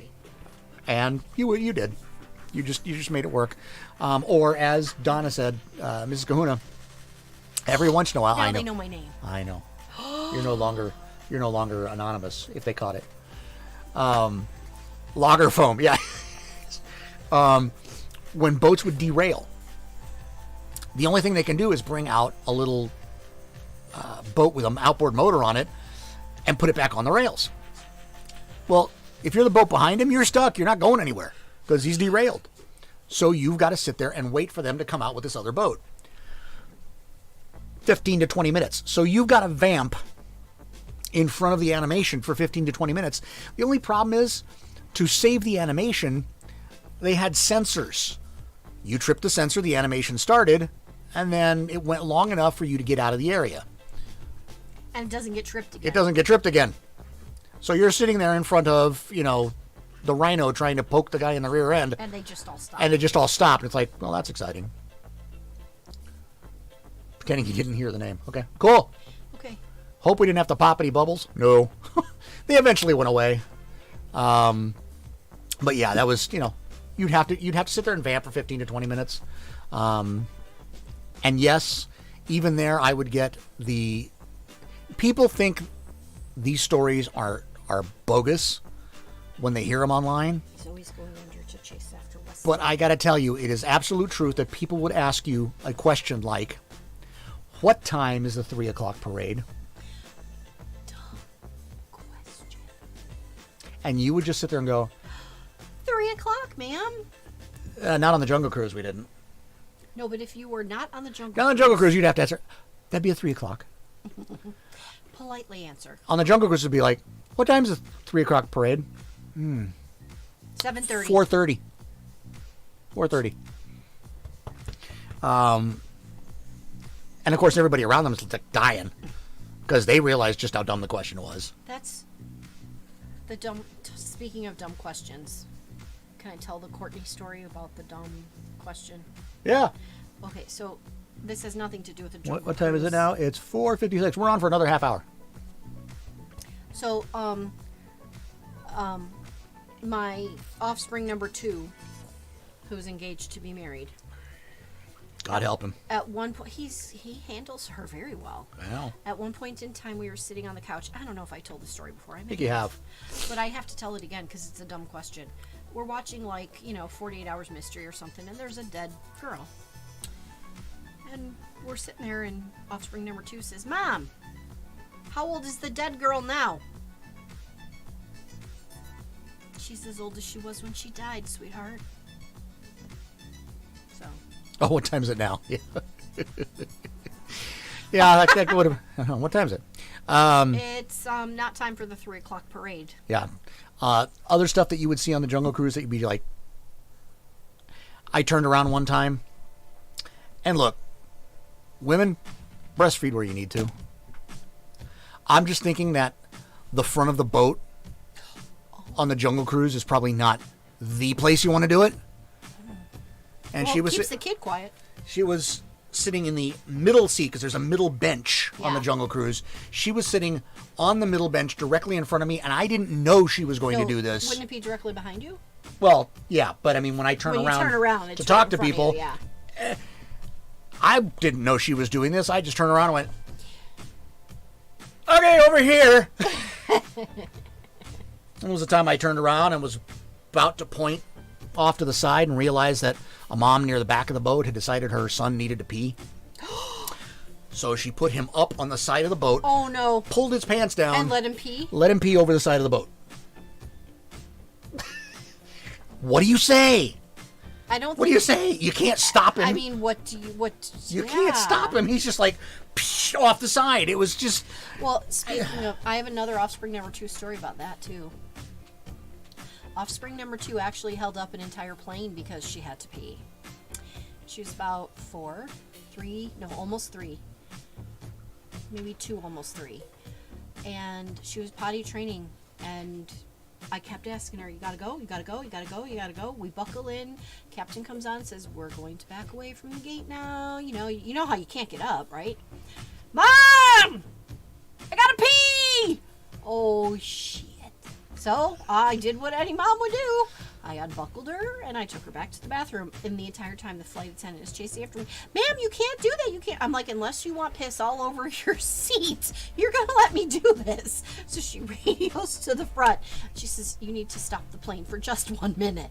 So offspring number 2 literally held up an entire 727 worth of passengers because she had to pee. You just can't make this shit up. Working at Disneyland, you will get more stories. I mean, just the Jungle Cruise alone. I worked all the rides in Adventureland and Frontierland. So Big Thunder Mountain, Tiki Room, Mark Twain and the Columbia. You gotta go. You gotta go. No. Oh, the light bulbs. The Yeah, light no. bulbs, that's oh. good. Oh yeah. That's a good one. But Jungle Cruise, you would get some of the weirder ones, and the one you had to deal with that there was literally absolutely nothing you could do about. Happened A every. kid peeing on the side of the boat? No, it was worse. Because you really couldn't do anything about it. Oh, he worked the tiki room too. Yeah. In the tiki. I got stories about that. But anyway, so you're driving the boat, and this happened every spring. Now, keep in mind at the time, the way they handled the guns fire blanks, obviously. Oh, look, tiki mugs. And as the blanks were fired, you emptied the gun, you took the blanks out and put them in a box to get them disposed of later, which they just threw them away. And you reloaded. So you always had this box full of spent blanks.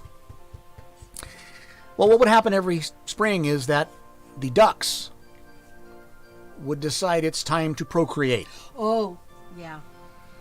in the water. And there are quite a few ducks actually in Disneyland. You would not believe it, but there are quite a few. They would decide that it's time to get busy in the water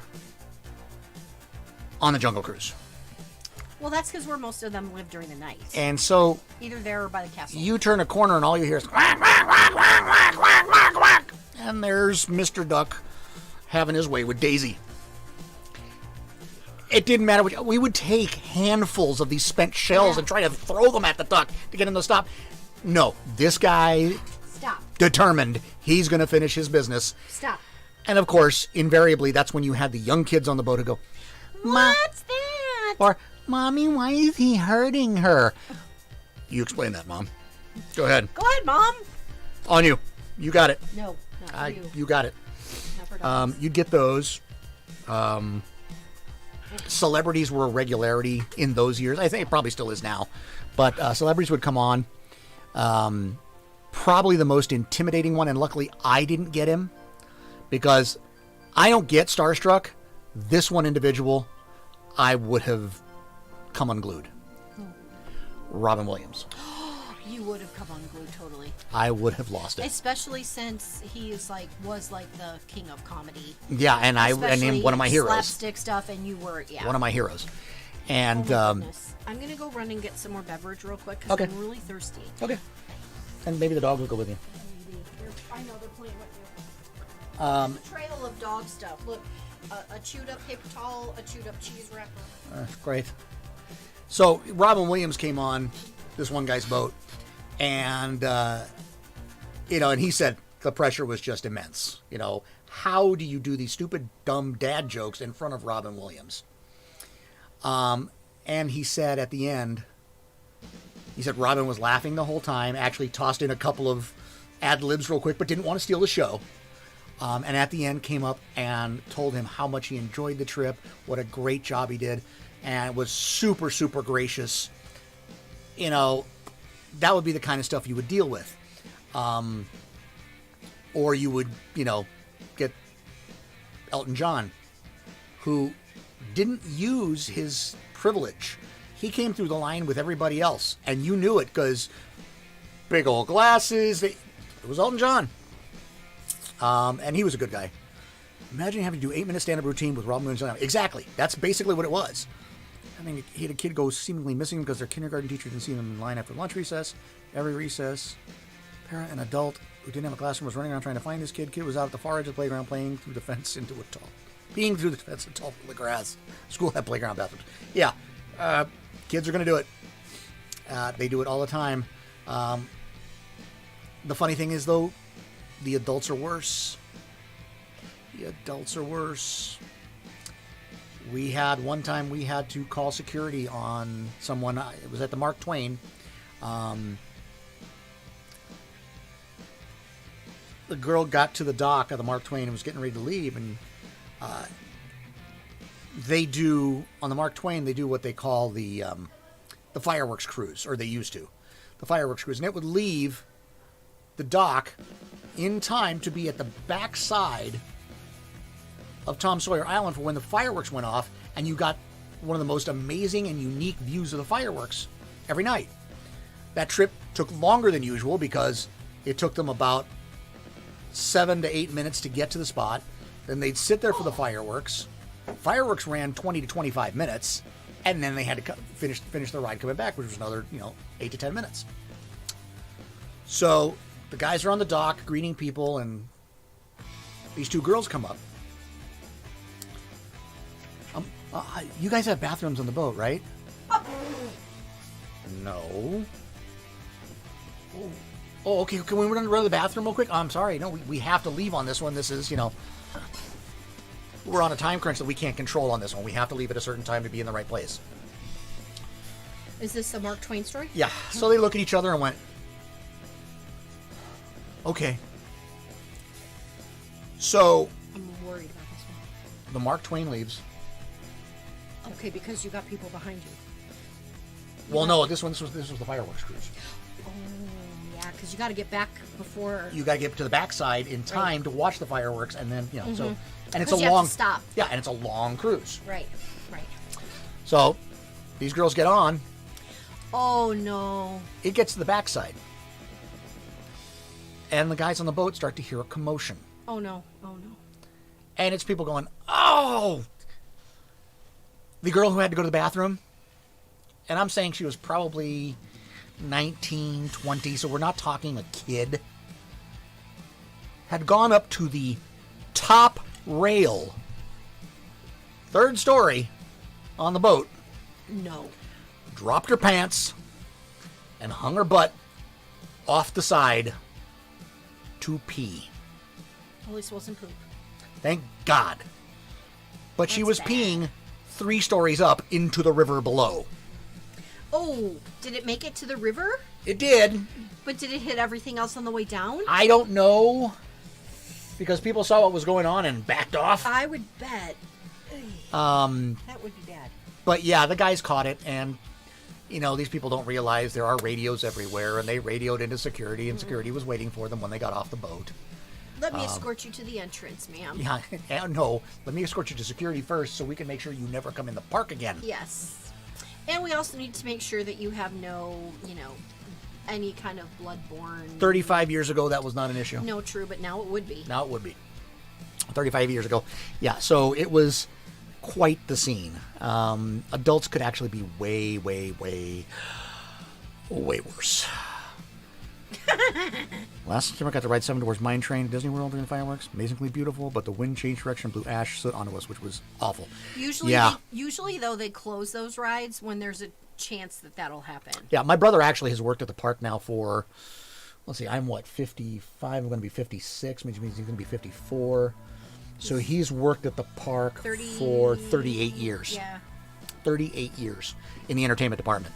In one way or another. Yeah, always in the entertainment department. Started as a float driver. Now he is a production manager at one of the shows, at the Frozen show, when they open back up. But for a long time, he worked with the fireworks crews.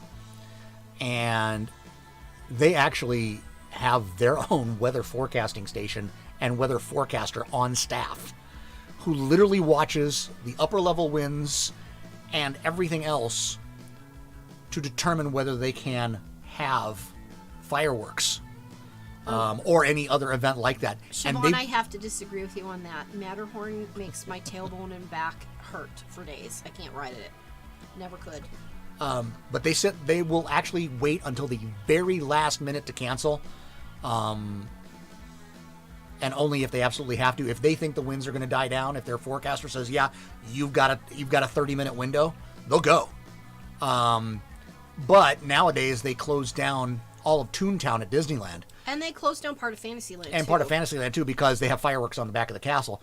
And because some of those shells... Oh, yeah, try going now. Yeah, when I worked there... What was that? My best friend was a parade costumer at Disney World. Yep. Last time was 10. Yeah. Yeah, we don't go anymore on that one. The shells, the area behind where Toontown is now, before Toontown was built, was actually a parking lot. And you knew if you were working night shift. It was the employee parking lot. It was an employee parking lot. And they knew if you worked that shift, get your car out. Don't park there. Park somewhere else. Walk to work. Because the shells are this big around. They're 8-inch shells, the ones they send up. Cantaloupe size. Yeah. And when they pop, they split in half, but They come down from a couple thousand feet up Bam! and land on cars. It's worse than a hailstorm. It's bad. I mean, they're cardboard. It doesn't matter. When But they're it's coming heavy. down with that kind of velocity. Yeah. So, Look at me using academic vocabulary. nicely done. Thanks. Sure. So, yeah. It This was, Old Vine Zin is really good. It's Okay. actually a little fruity. so, yeah, the fireworks, yeah, it does get there. Now, the best experience I have ever had at Disneyland during fireworks, in the early, or I should say mid-'80s, they opened a dance club at Disneyland. It only lasted, I think, 3 or 4 years. And they called it Videopolis. And it was actually, at the time, state-of-the-art. It was a full stage where they could actually bring on bands and everything if they wanted to, but it had an entire moving light system on trusses that could lower and raise, and all the stuff you see at rock concerts now, they were doing back in the mid-'80s for a free concert venue and free music venue. And they played music all night long. It was for dancing. It was always packed, usually with Disney employees. And it was a blast. But the best thing about it was when they did fireworks, because at that time there was no Toontown. The fireworks were launched from right on the other side of the railroad tracks there, behind the berm. And so you literally could hear the thump as they launched them. But even better, this was essentially a concrete amphitheater with a stage. It was a concrete bowl. And the fireworks went off over your head. Oh no, did you get hit? Oh, never. You never got hit. But the sound Oh, ow. was 3-4 times louder. That hurts just You thinking felt it about in your You could chest. feel it, yeah. But they always played where everywhere else had the Disneyland music that was going with it and the music that was choreographed. They found one dance track that actually worked every time. And it was Frankie Goes to Hollywood, Two Tribes. You know that Two Tribes Go to War? Anyway, we'll have to find it. It was an awesome track, and because of the way it built up, the track built up, it fit perfectly with the fireworks.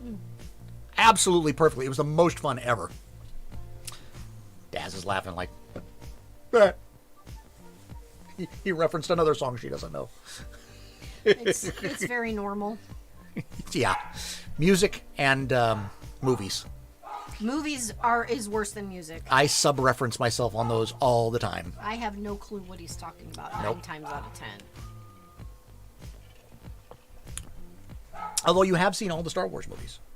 Yes, I've also seen all the Lord of the Rings movies, and I've seen all the Harry Potter movies. But I haven't seen a whole lot of other ones. You have me beat, actually, on the Harry Potter. I have not seen all the Harry Potter I've movies. seen all the Harry Potter movies. I have not. Your loss. Oh, the pain. Whose pain? My pain or his? Mine. Oh, sorry.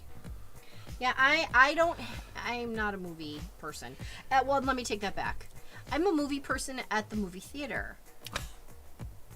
By myself, without Mr. Kahuna and the Offspring with me. Because the car ride home inevitably pisses me off. We've had Which this I discussion. believe we've talked about before. We've had this discussion. Yeah, I memorize movies fairly quickly, especially if I really like a movie. I mean, Monty Python and the Holy Grail. Never seen it. Princess Bride. That one I like. You know, I know them like the back of my hand. Arthur, another favorite. I've seen Arthur, but I couldn't quote it like you do. Arthur is one of those movies that didn't age well. No, but I liked it. But it's still funny. Life of Brian. Oh, Brian's song. Yeah, I know. I have not seen Mad Dog and Glory. I'm going to see that one. Neither have I. Wait, Life of Brian. Is that like Brian's song? No. Oh, my bad. Life of Brian is another Monty Python. Oh, yeah, no. Siobhan, Fern Gully. I think I've seen that. Is that with the cute little dinosaurs? Yes, and that's the one I have to do the voice from that I figured out last Oh, night. yes. You're not dead yet. Clip clops her coconuts. What? Coconuts for writing. That's Holy Grail. Always look on the bright side of life is from Life of Brian. Oh. That made me think, Life of Brian, Brian's song, Gail Sayers recently died. I know. Oh, Dinosaur one is Littlefoot. Oh. Bring out your dead! I'm not dead yet. Yes, you are. Shut up. No! I'm feeling better. I feel happy. I got nothing. Yeah. That's okay. It's quite alright. It's late. Can't type? Yeah, don't worry about it. I can't type any day. It's 5:15. Yeah. I'm about done. Okay, we only got 15 minutes left. You don't have to hang. Okay. I'm gonna go. Gets it with a club. Because it's like really hot in here. You can see I have like red all up here, and my cheeks and my nose are all red. It's really hot. What is your favorite color? Mine is burgundy. They're doing quotes, honey. I They're doing movie quotes. That's from I don't Holy know. Grail. Okay. Strange women lying in ponds is distributing swords is no basis for a system of government. Just because some wet bint Okay. lobbed you a scimitar. I'm like sweating. Okay. It's too hot in here for me right now. We need to move the fan.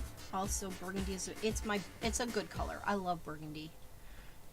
I also like this color, like wine. Bob doesn't want you to go. He's going, no! I'm sorry, Bob. I gotta go because I'm like schwitzing. And thank you. When I start to schwitz, we just don't want to be around me. The one Yiddish word she probably knows is schwitz. No, I know more than that. You do? Kuzi. Kuzi? And I actually chutzpah? hear... Chutzpah? Chutzpah. Pronounce it right. It's chutzpah. Whatever. Dune, I've actually heard that the remake is going to be considerably better. The people who have seen some of it think it's way better. Supreme Executive... Good night, all. I will leave you with Mr. for the next, I don't know, how long? 15 I'm just going to die at the quotes here. Yeah, go ahead and die with the quotes. I'm going to You're going to go die before you die. Yes. All right. Mwah. I will see you all next Friday. She will. Please say a prayer to whatever supreme being you believe in that I get that effing quiz graded. Off she goes. You going to take your chair with you? Yes. All right, then. You can move over. And Look, I can actually be in the middle. You can be center. Center on the screen. You can be the most important. African or European? I'm gonna go watch our housemate cook. No, I'm gonna go sit in my chair. Okay. Because I have a feeling if I watch our housemate cook, I'm gonna be like upset. Yeah, probably. So I'm just gonna go sit in my chair. If she weighs as much as a duck, then she's a witch. Yes, I know. See. That's the tough part with Mrs. Kahuna. She just doesn't know these movies at all. At all. She's never seen a Monty Python movie. I wanted to take her to Spam-A-Lot. I have seen it. It's hysterical. She wouldn't get it.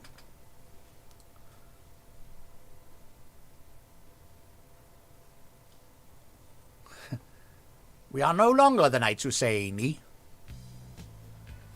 We are the knights who say eki eki eki patang ni wom. She's a duck, then she's made of wood. And a witch. No. What do you do with wood? Burn it. So, what do you do with the witch? Burn her! Burn her! No. No. Poor woman. Yeah, well, you know, I find it my job to try to educate her in movies. Build a bridge out of her. And see, I could just sit here and giggle at all of these because I grew up on Monty Python. I really did. I remember watching it. It used to be out here. It was on Channel 13, which was an independent station. It was not a network station. And it was on every night. They'd show 2 episodes from 10 to 11. I have a shirt that took the old World of Warcraft promotional imagery and replaced it with the Knights Who Saved Me.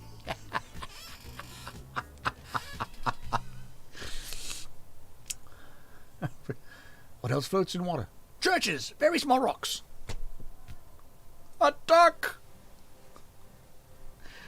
Another one of mine that I love to quote but is lesser known, is Bull Durham. Because I think there are so many classic lines in that movie. My favorite one was, Rose goes in the front, big guy. Just a classic. But yeah, I'm one of those people that I memorize the lines. And if I like a movie, I have no problem watching it over and over and over again.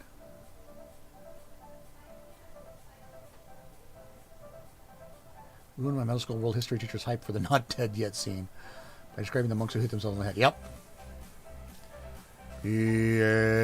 Jesu Domine Dona eis requiem.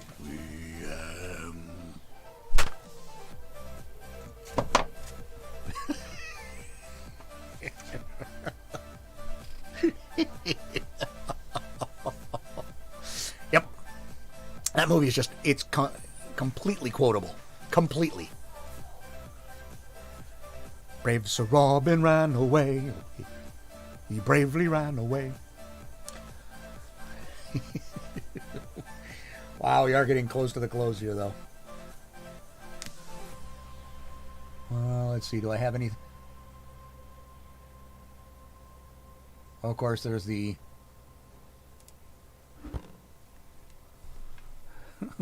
message for you, sir. That is also fair. That actually was my message tone on my phone for the longest time. The message for you, sir. And they ate Sir Robin's minstrels. Yay! And there was much rejoicing.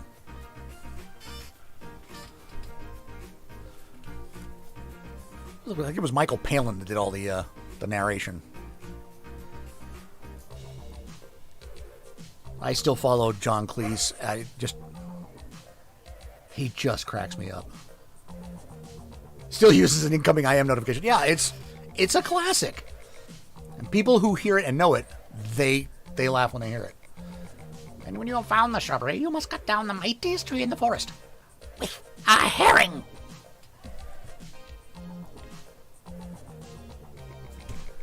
All right, so 2 hours wasn't too bad, was it? Hope you guys have enjoyed it. Oh, so, hey, we started on this and we never finished it.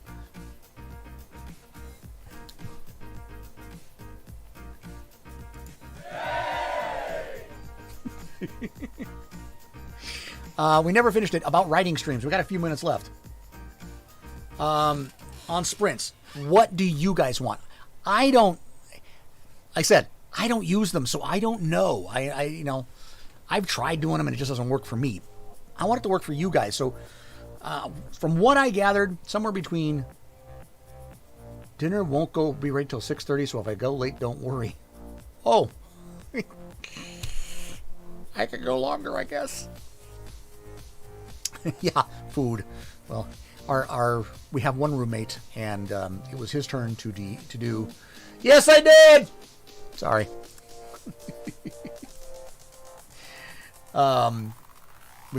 It's his turn to do dinner. We trade dinners. Offspring number 3 gets 1 week. I get 1 week, and our roommate gets the third. We rotate the 3 so that the 3 of us don't have to, or so that Mrs. Kahuna doesn't have to cook every night. But hockey is on. You do providing 10 minutes or so focus on for anyone important. Unique end of time. Yeah, that's what I'm trying to figure out. So what's the ideal time? Because I saw 10 to 20. I saw 10 to 15. Now we're actually both hockey fans. I'm more of a hockey fan than Mrs. Kahuna is. She's a Chicago hockey fan, and but she's more of a football fan. I am not a big football fan. If you really want to get a cycle something like 10 minutes or 5 minutes. Okay. 5 minutes on, 10 minutes off. 10 minutes on, 5 minutes off. Okay. 10 to 15 is good. Longer than that, it's torture. The words are coming. Yeah. Well, Nancy, that's my problem. It's always torture. Mrs. Kahuna is big into football. She's still in the stream. Capitals fan, sorry. Not as sorry as I am about my team this year. I'm a Ducks fan. I'm a Southern California boy, but I've never been a Kings fan. Can't stand the Kings. I actually didn't start watching hockey until the Ducks came into the league, and been hooked ever since. Canucks fan? Well, that makes sense. Bruins? Love you too. Yeah, pretty much almost everybody, unless you're from Florida or Dallas. Well, anywhere in Texas, really, because there's really no other hockey team. Unless you're from those two, you're out. Waiting for Costco to come out with women's-sized Seattle Kraken sweatshirts. To me, that's going to be one of the best names, and you know what's going to happen every time they come out to take the ice. And now, release the Kraken! And they'll come out on the ice. Kraken gear looks awesome. I haven't seen it yet. Still a Ducks fan. I can't wear a Kraken jersey. But if they make the playoffs, I might get a jersey. You're a Giants fan. Well, you know, I get it. Stuff happens. Which one? The Ducks? Ducks or Anaheim? Golden Knights. Actually, Golden Knights are really good, and they have a pretty darn good team for a team that's only been in the league, 3 years? Seattle just got a hockey team. Yeah, it's Seattle is the Kraken. It's a rebuilding year again. Yeah. Yeah, my team, I think, is Anaheim is pretty much in a rebuilding year.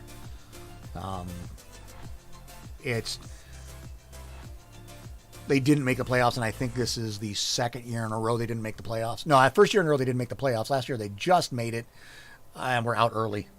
So, you know, it's the way it works. What's that about Barkley? Barkley? What's up with Barkley? I had to have 3 movies to get hyped. You know, people gave the team and Disney crap for calling them the Ducks. I didn't know Barkley got hurt. But it was the most brilliant marketing campaign I have ever seen. And I didn't realize it until I lived in Boston for 3 years and went to go see the Ducks play the Bruins. Any other game you went to, Bruins fans were brutal against the opposing team. Brutal.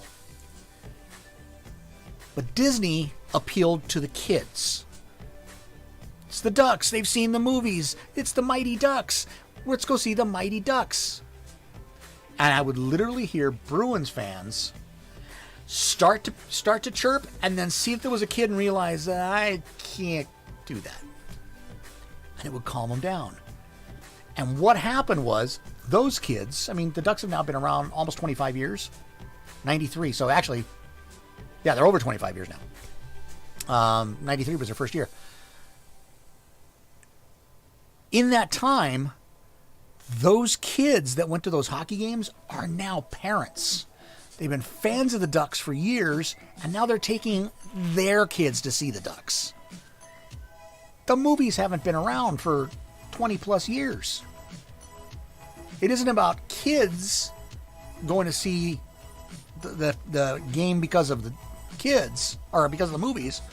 It's because it's dad's team or mom's team, because they grew up. It was the absolute most brilliant marketing plan I've ever seen. And Ducks fans it took a long time for them to take off. I would say the first 5 years, most of the time you went to a Ducks game, it was out of town jerseys. But they've got a good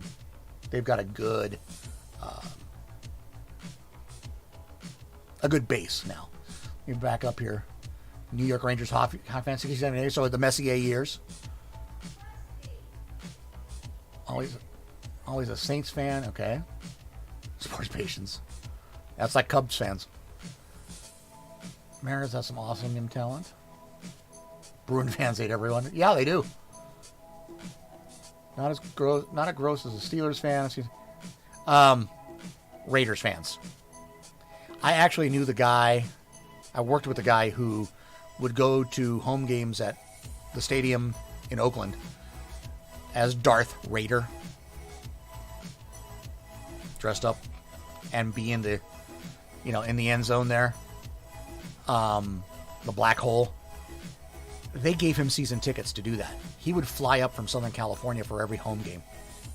They actually gave him a locker so he wouldn't have to take that stuff on the plane. Bruins fans have mellowed, but as Boston Garden in the 70s and 80s, it's horrible. Yeah. By the time I got there, the original garden was gone, and it was the new, I can't remember, it was a bank, some bank that had it at that point. Watch Breeze play college football. Wow. Buffalo Bills fans are the worst. I have a friend who switched to the Buffalo Bills because he was a Chargers fan, but he lives in San Diego, so when they moved, he's like, screw them. Let's see. Don't watch AFL. I am a CFL Lions fan. Okay. Before Messi was in the 80s. Started consciously following him 68, 28 years after the last Stanley Cup. No.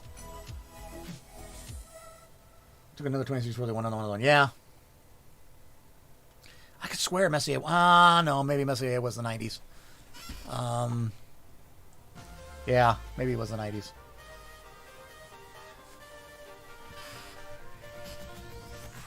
Last time Vancouver won the Stanley Cup, they were still the millionaires. Oh. Yeah, and it's funny because it kind of goes around. Mariners will go postseason again. Talk about obnoxious. It can't be if the Philadelphia Eagles fans. I want to league with a musical coach station inside the stadium.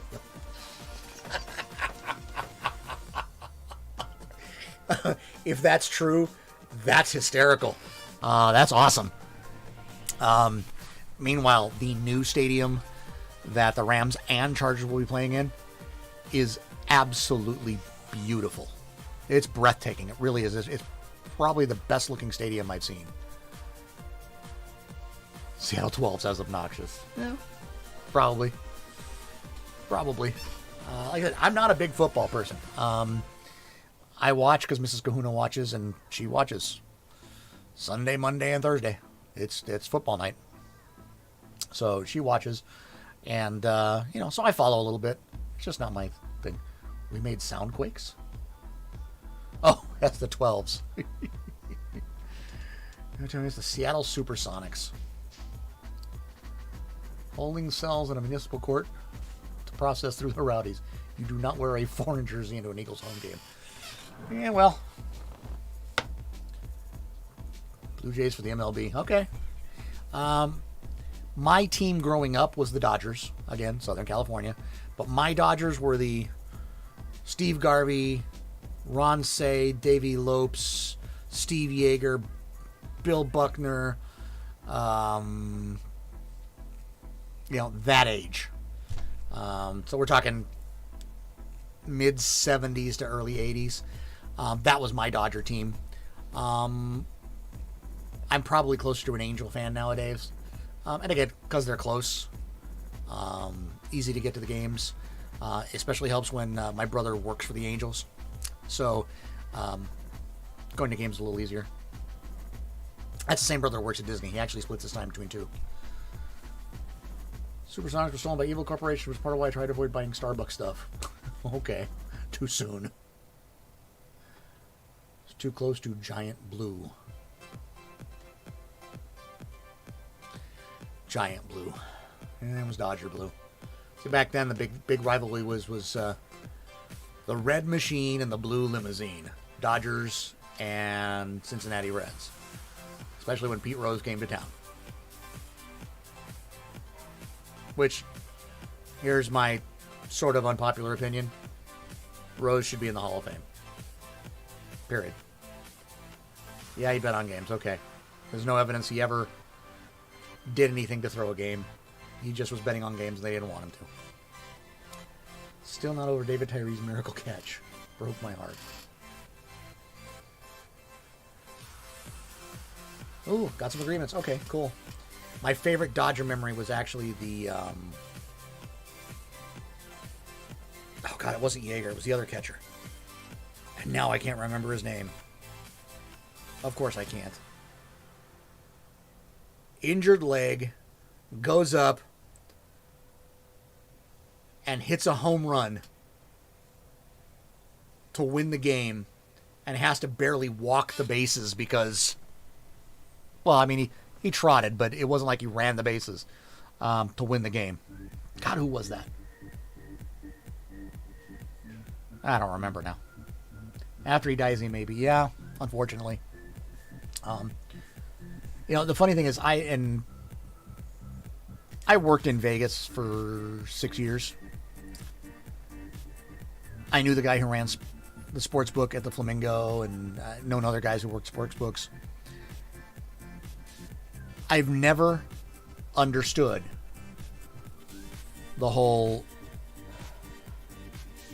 you can bet on every game, but about the only game you can't really bet on, at least when I was there, and it's been a few years now, so I don't know if it's changed, but I think it still is. It's still the same. You can't bet on NBA games because the commissioner will not allow it. He won't give them the permission to do it. Somehow under the belief that they're not going to be able to bet if they want to. Ridiculous. And now, a hockey update. Dallas scores! Kirk Gibson, that's it. Kirk Gibson, yes. That's it. Gibson put it out of the park. It was a great moment. Sports fans are vindictive, like Cleveland is doing everything they can to keep Art Modell out of the Hall of Fame. Yeah. You know what? It's not sports fans. Sports writers. Because the Hall of Fame is mostly writers. That's who mainly chooses it. And that's true, I think, in almost every sport. It's the sports writers. And yeah, they are. Who is Kirk Gibson? He's the one who, Dodgers, World Series, they're down. They need the win. He can barely walk because he's got an injury to his knee, I think. And he just takes one big swing and puts it out of the park. 1988. Yep. Yeah, it was a hell of a moment. That was another voice that I've been asked to try is Vin Scully. Classic voice. Hall of Fame drag their feet and finally allowing in Edgar Martinez interacts. Yep.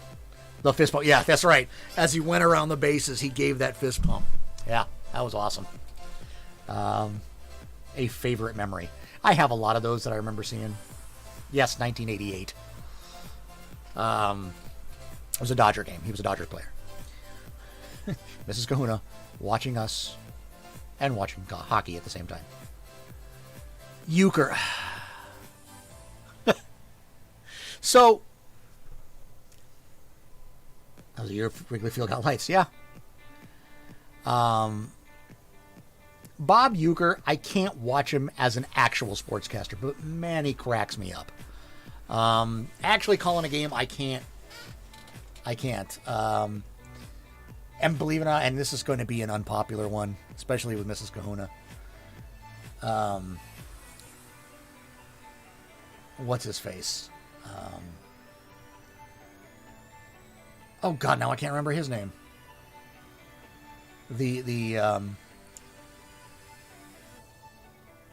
Oh God, Will Ferrell does an amazing imitation of him. Harry Carey, that's it. Hey, cuz this is Harry Carey. No, that's not. That's a bad Harry Carey. Yeah, Harry Carey. I couldn't listen to Harry Carey. It drove me nuts. It really did. I know he's beloved. And don't throw it out. I don't, I don't discount what he did or anything. I couldn't listen to him. Phil Rizzuto, best baseball broadcaster who's ever lived. Yeah, and see, every time I hear Phil Rizzuto, one, I hear the commercials that Phil Rizzuto used to do, but two, I think of Meatloaf's Paradise by the Dashboard Light with the Phil Rizzuto style call during the bridge. Tony Romo has been amazing in the booth. Actually, yeah, from what I have seen of Tony Romo, I've really been impressed with him. For hockey, it's been Patrick Sharp. He got a Grammy before he got him into the Hall of Fame. Yeah. Niehaus and Artis. I don't think I've actually heard Dave Niehaus. Yeah, but just every time I hear Phil Rizzuto, and he's trying for second base. And there's the throw in. What a throw. He's out. No, he's safe. Safe at second base. Yeah.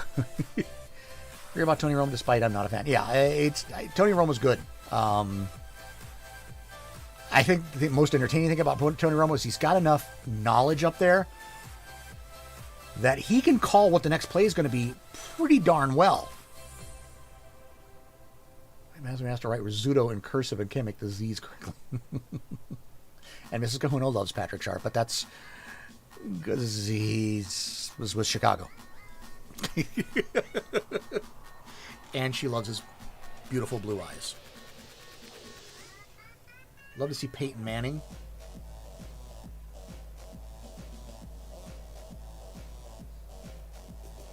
Yes, I know. Sharp. I said Sharp. You love Sharp. You love his former. You love the fact.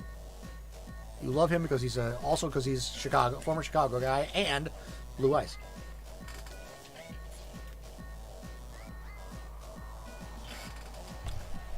I gotta tell you, I hate the nationwide commercials.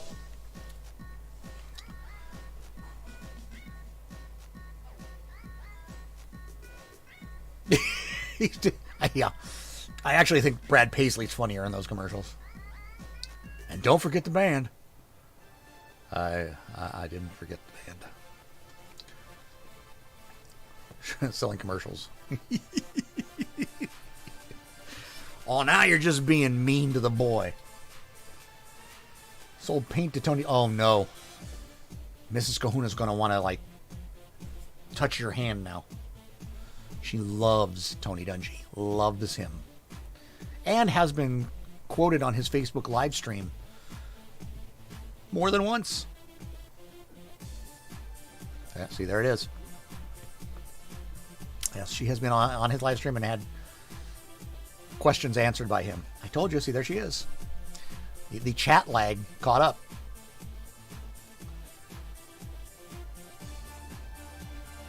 Didn't take long. She loves Tony Dungy. She will get up early to see Tony Dungy. Here comes the Dungy gush. I get to hear this all the time. I may have voices, but he's Tony Dungy.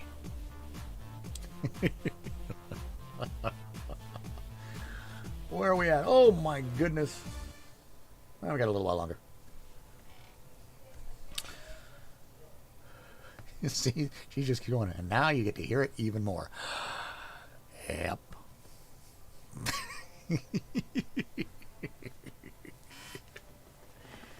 We have been far-ranging today. I'm feeling about the Buccaneers. Love Tom Brady, but also kind of want to see him fail. Mrs. Kahuna said she's logging off. Yeah, she'll be back. Rick Smits as well. I don't know Rick Smits. Love you too, honey.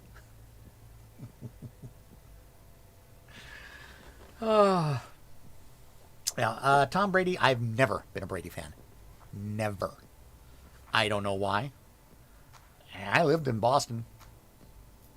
Wasn't ever really a Patriots fan. But man, never liked Tom Brady. Never. The old Pacer Center. Oh. Indiana Pacers. I caught on. It took me a minute to catch up. He's trying to out-Favre Brett Favre. Is that really possible? Does he have to start hawking copper soon? Because Favre's got the copper bracelets and the copper underwear now. That make him feel fantastic. Yeah, I never understood that one either. What happens if you try to out-Favre Brett Favre? That's what I think.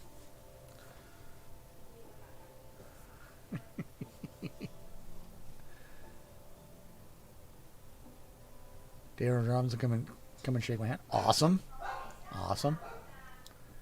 Of course, this gets back to hockey, but one of the greatest experiences I've ever had when it comes to hockey is actually, well, it's all related.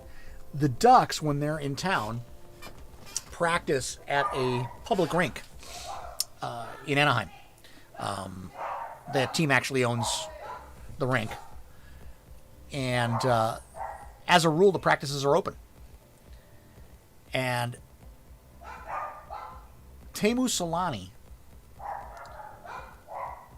is a guy who owns a lot of cars. He was a great player, but man, he loves his cars. He's got probably about a dozen, all supercars and, just beautiful cars.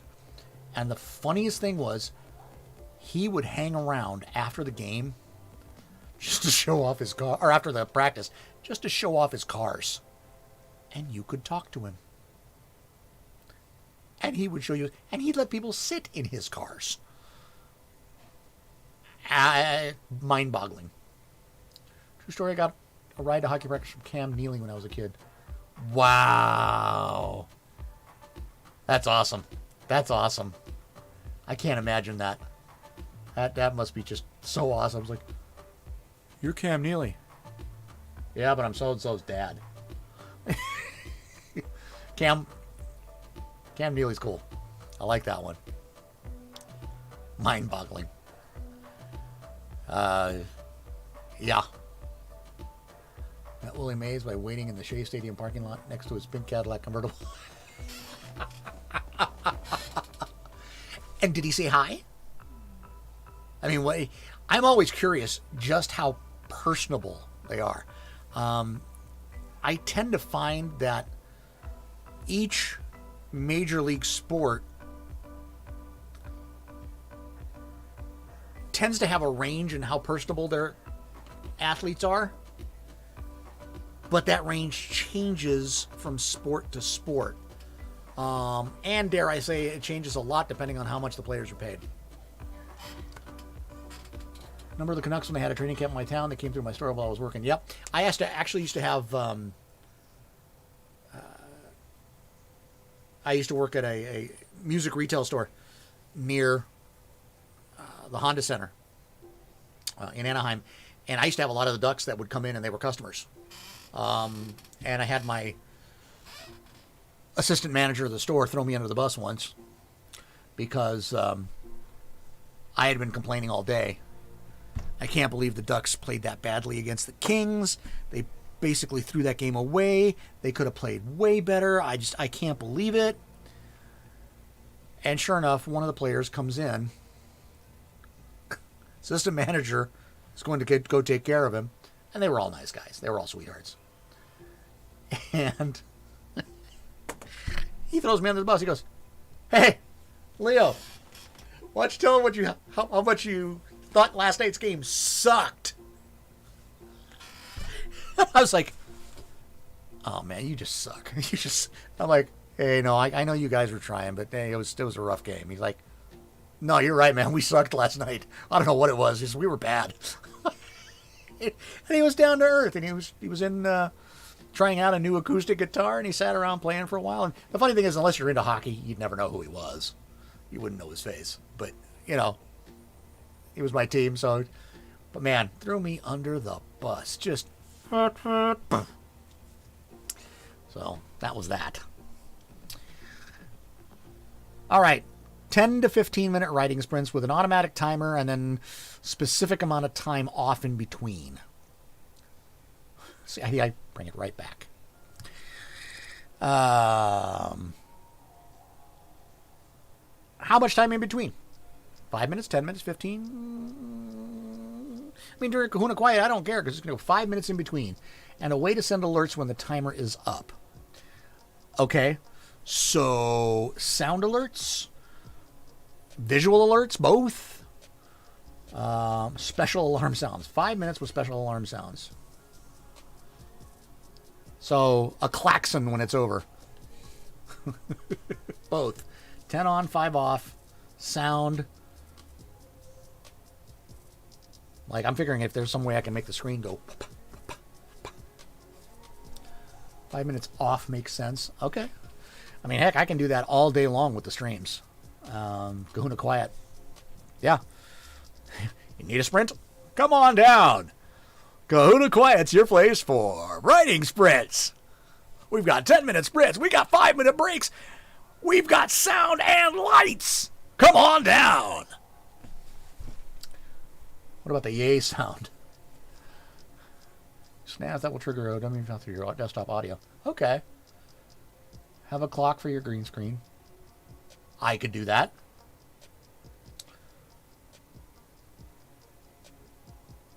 Dino roars. Applause. So, explosion's probably bad. What about the Wilhelm scream?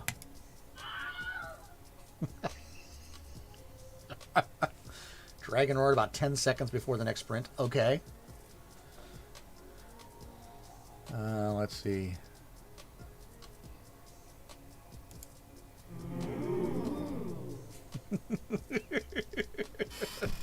I have a whole bunch of sounds I could do, so who knows? Maybe I'll even figure out how to do multiple sounds. I'll do one for the end that's consistent, but maybe we'll do something that starts. I can even pre-record my own voice if I need to. Oh, how about that? I do countdowns in different voices. Oh, I've got an idea now. The countdown is in a different voice. So you know, at one point it's 3, 2, 1, engage. Do it as a count. Yes, 3, 2, 1, start.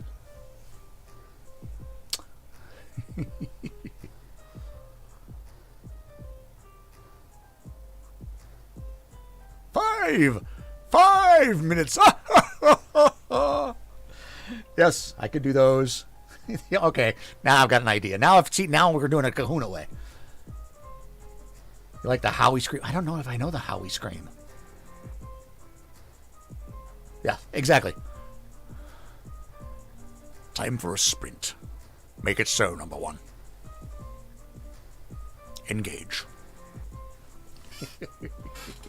YouTube it. Oh, let's see.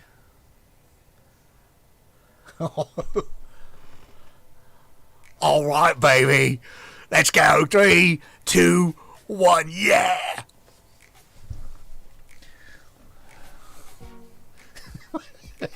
Just wow. There's a whole one. All right. There's a whole bunch of these I could do. It's time to sprint. 3, 2, 1, go. The sprint is over. I could have a portfolio. Yeah, I could actually, and you know, if my back goes out doing the yard this weekend, maybe I'll come in and record a little bit. Adam West. Adam West. To the bat poles.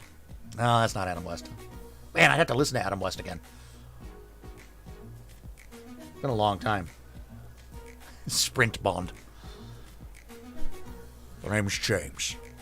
James Sprint. Gomez Adams. Ooh. I could probably do a Raul Julia Gomez Adams. And which Adam West, young or old, yeah.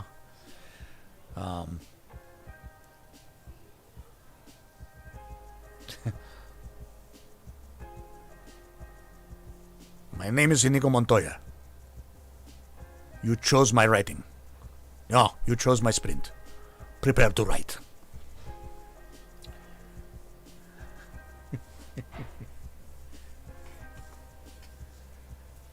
What about a Christian Bale version as Batman? It's time for a sprint. 3, 2, 1. I'm Batman.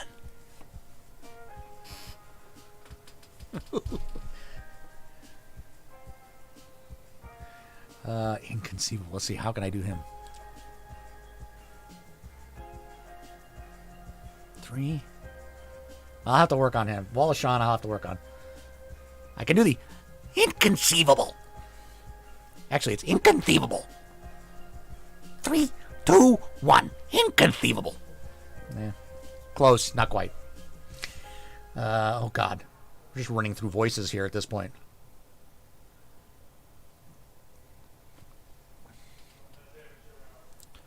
Three, 2, 1. You may fire when ready. Actually, he's more like, you may fire when ready. No, lower. You may fire when ready. Some days you just can't get rid of a bomb. 2-0 Dallas. Oh, that says Dallad. Thank you. I don't have to watch the game. It's on in here, although I'm not rooting for Dallas, so that kind of sucks. Tim Curry. Ooh.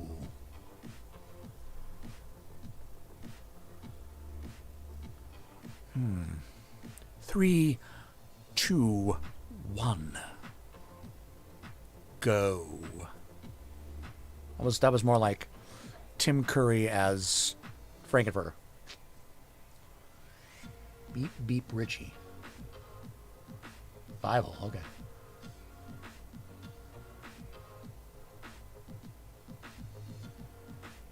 Man, you guys are throwing them all at me. I'm going to have an entire army of these, aren't I? Just one after the other. And then I'm going to have to figure out how to rotate them. Muppets Treasure Island, Tim Curry. Oh. Okay, folks. Kermit the Frog here. It's time to go in 3, 2, 1, go! Of course, that almost led into 3, 2, 1, go! Danger, Will Robinson. Danger. 3, 2, 1. Lightning scored. Yes. Cool. Oh, how about Goofy? 3, 2, 1, go. Guys are running me through everything here. 3, 2, 1. You're despicable.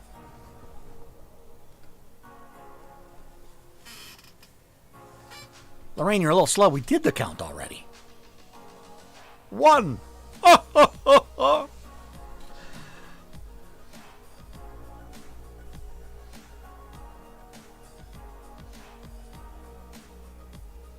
see. What say? 3, 2, 1. You warming?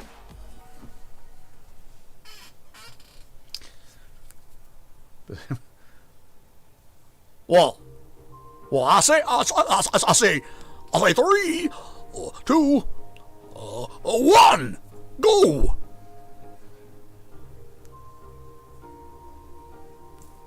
You got to stutter a little bit as Foghorn. You guys just keep rattling out there. It's not dinner time yet. I haven't been told. But when I'm told, I'm going to have to go quick. Because, don't want to keep Mrs. Kahuna waiting. End of the first, 2-1 Dallas. All right. Lightning are okay.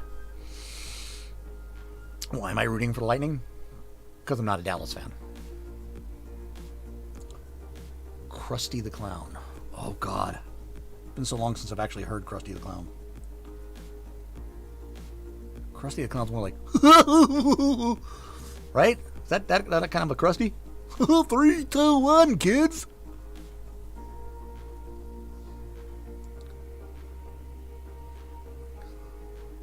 Oh. Was that not Krusty the Clown? No? Oh, Krusty is Krusty. Yeah. I'll have to listen to it. Bart Simpson. Okay, kids. Maybe not. What do you mean I'm already keeping you waiting?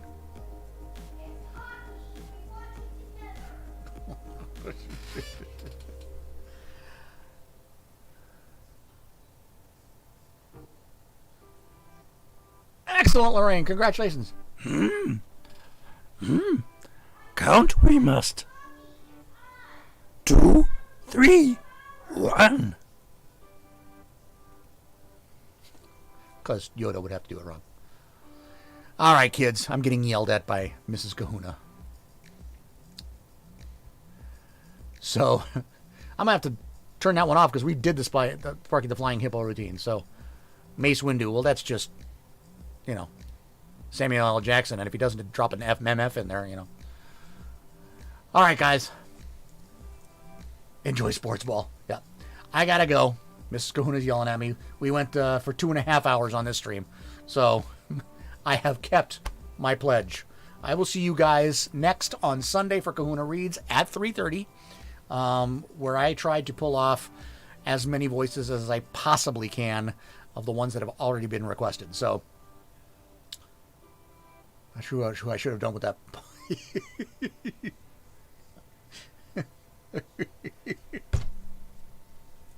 All right, kids, I gotta go. We'll see you guys. Mrs. Kahuna will see you guys next week. I will see you on Sunday for Kahuna Reads. Who should we raid? Let's look at that real quick. I don't even have it up. Oh, let me pull it up real quick. Who should we raid?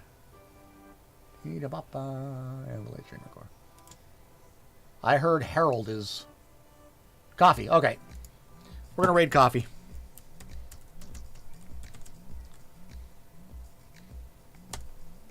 All right, we're going over to Coffee Quills. You guys have a great evening. Have a great weekend.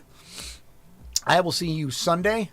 And thank you so much for the fun and the support today. That was actually humbling. So thank you very much, all of you, especially you, Dizzy. Good God. And Lorraine.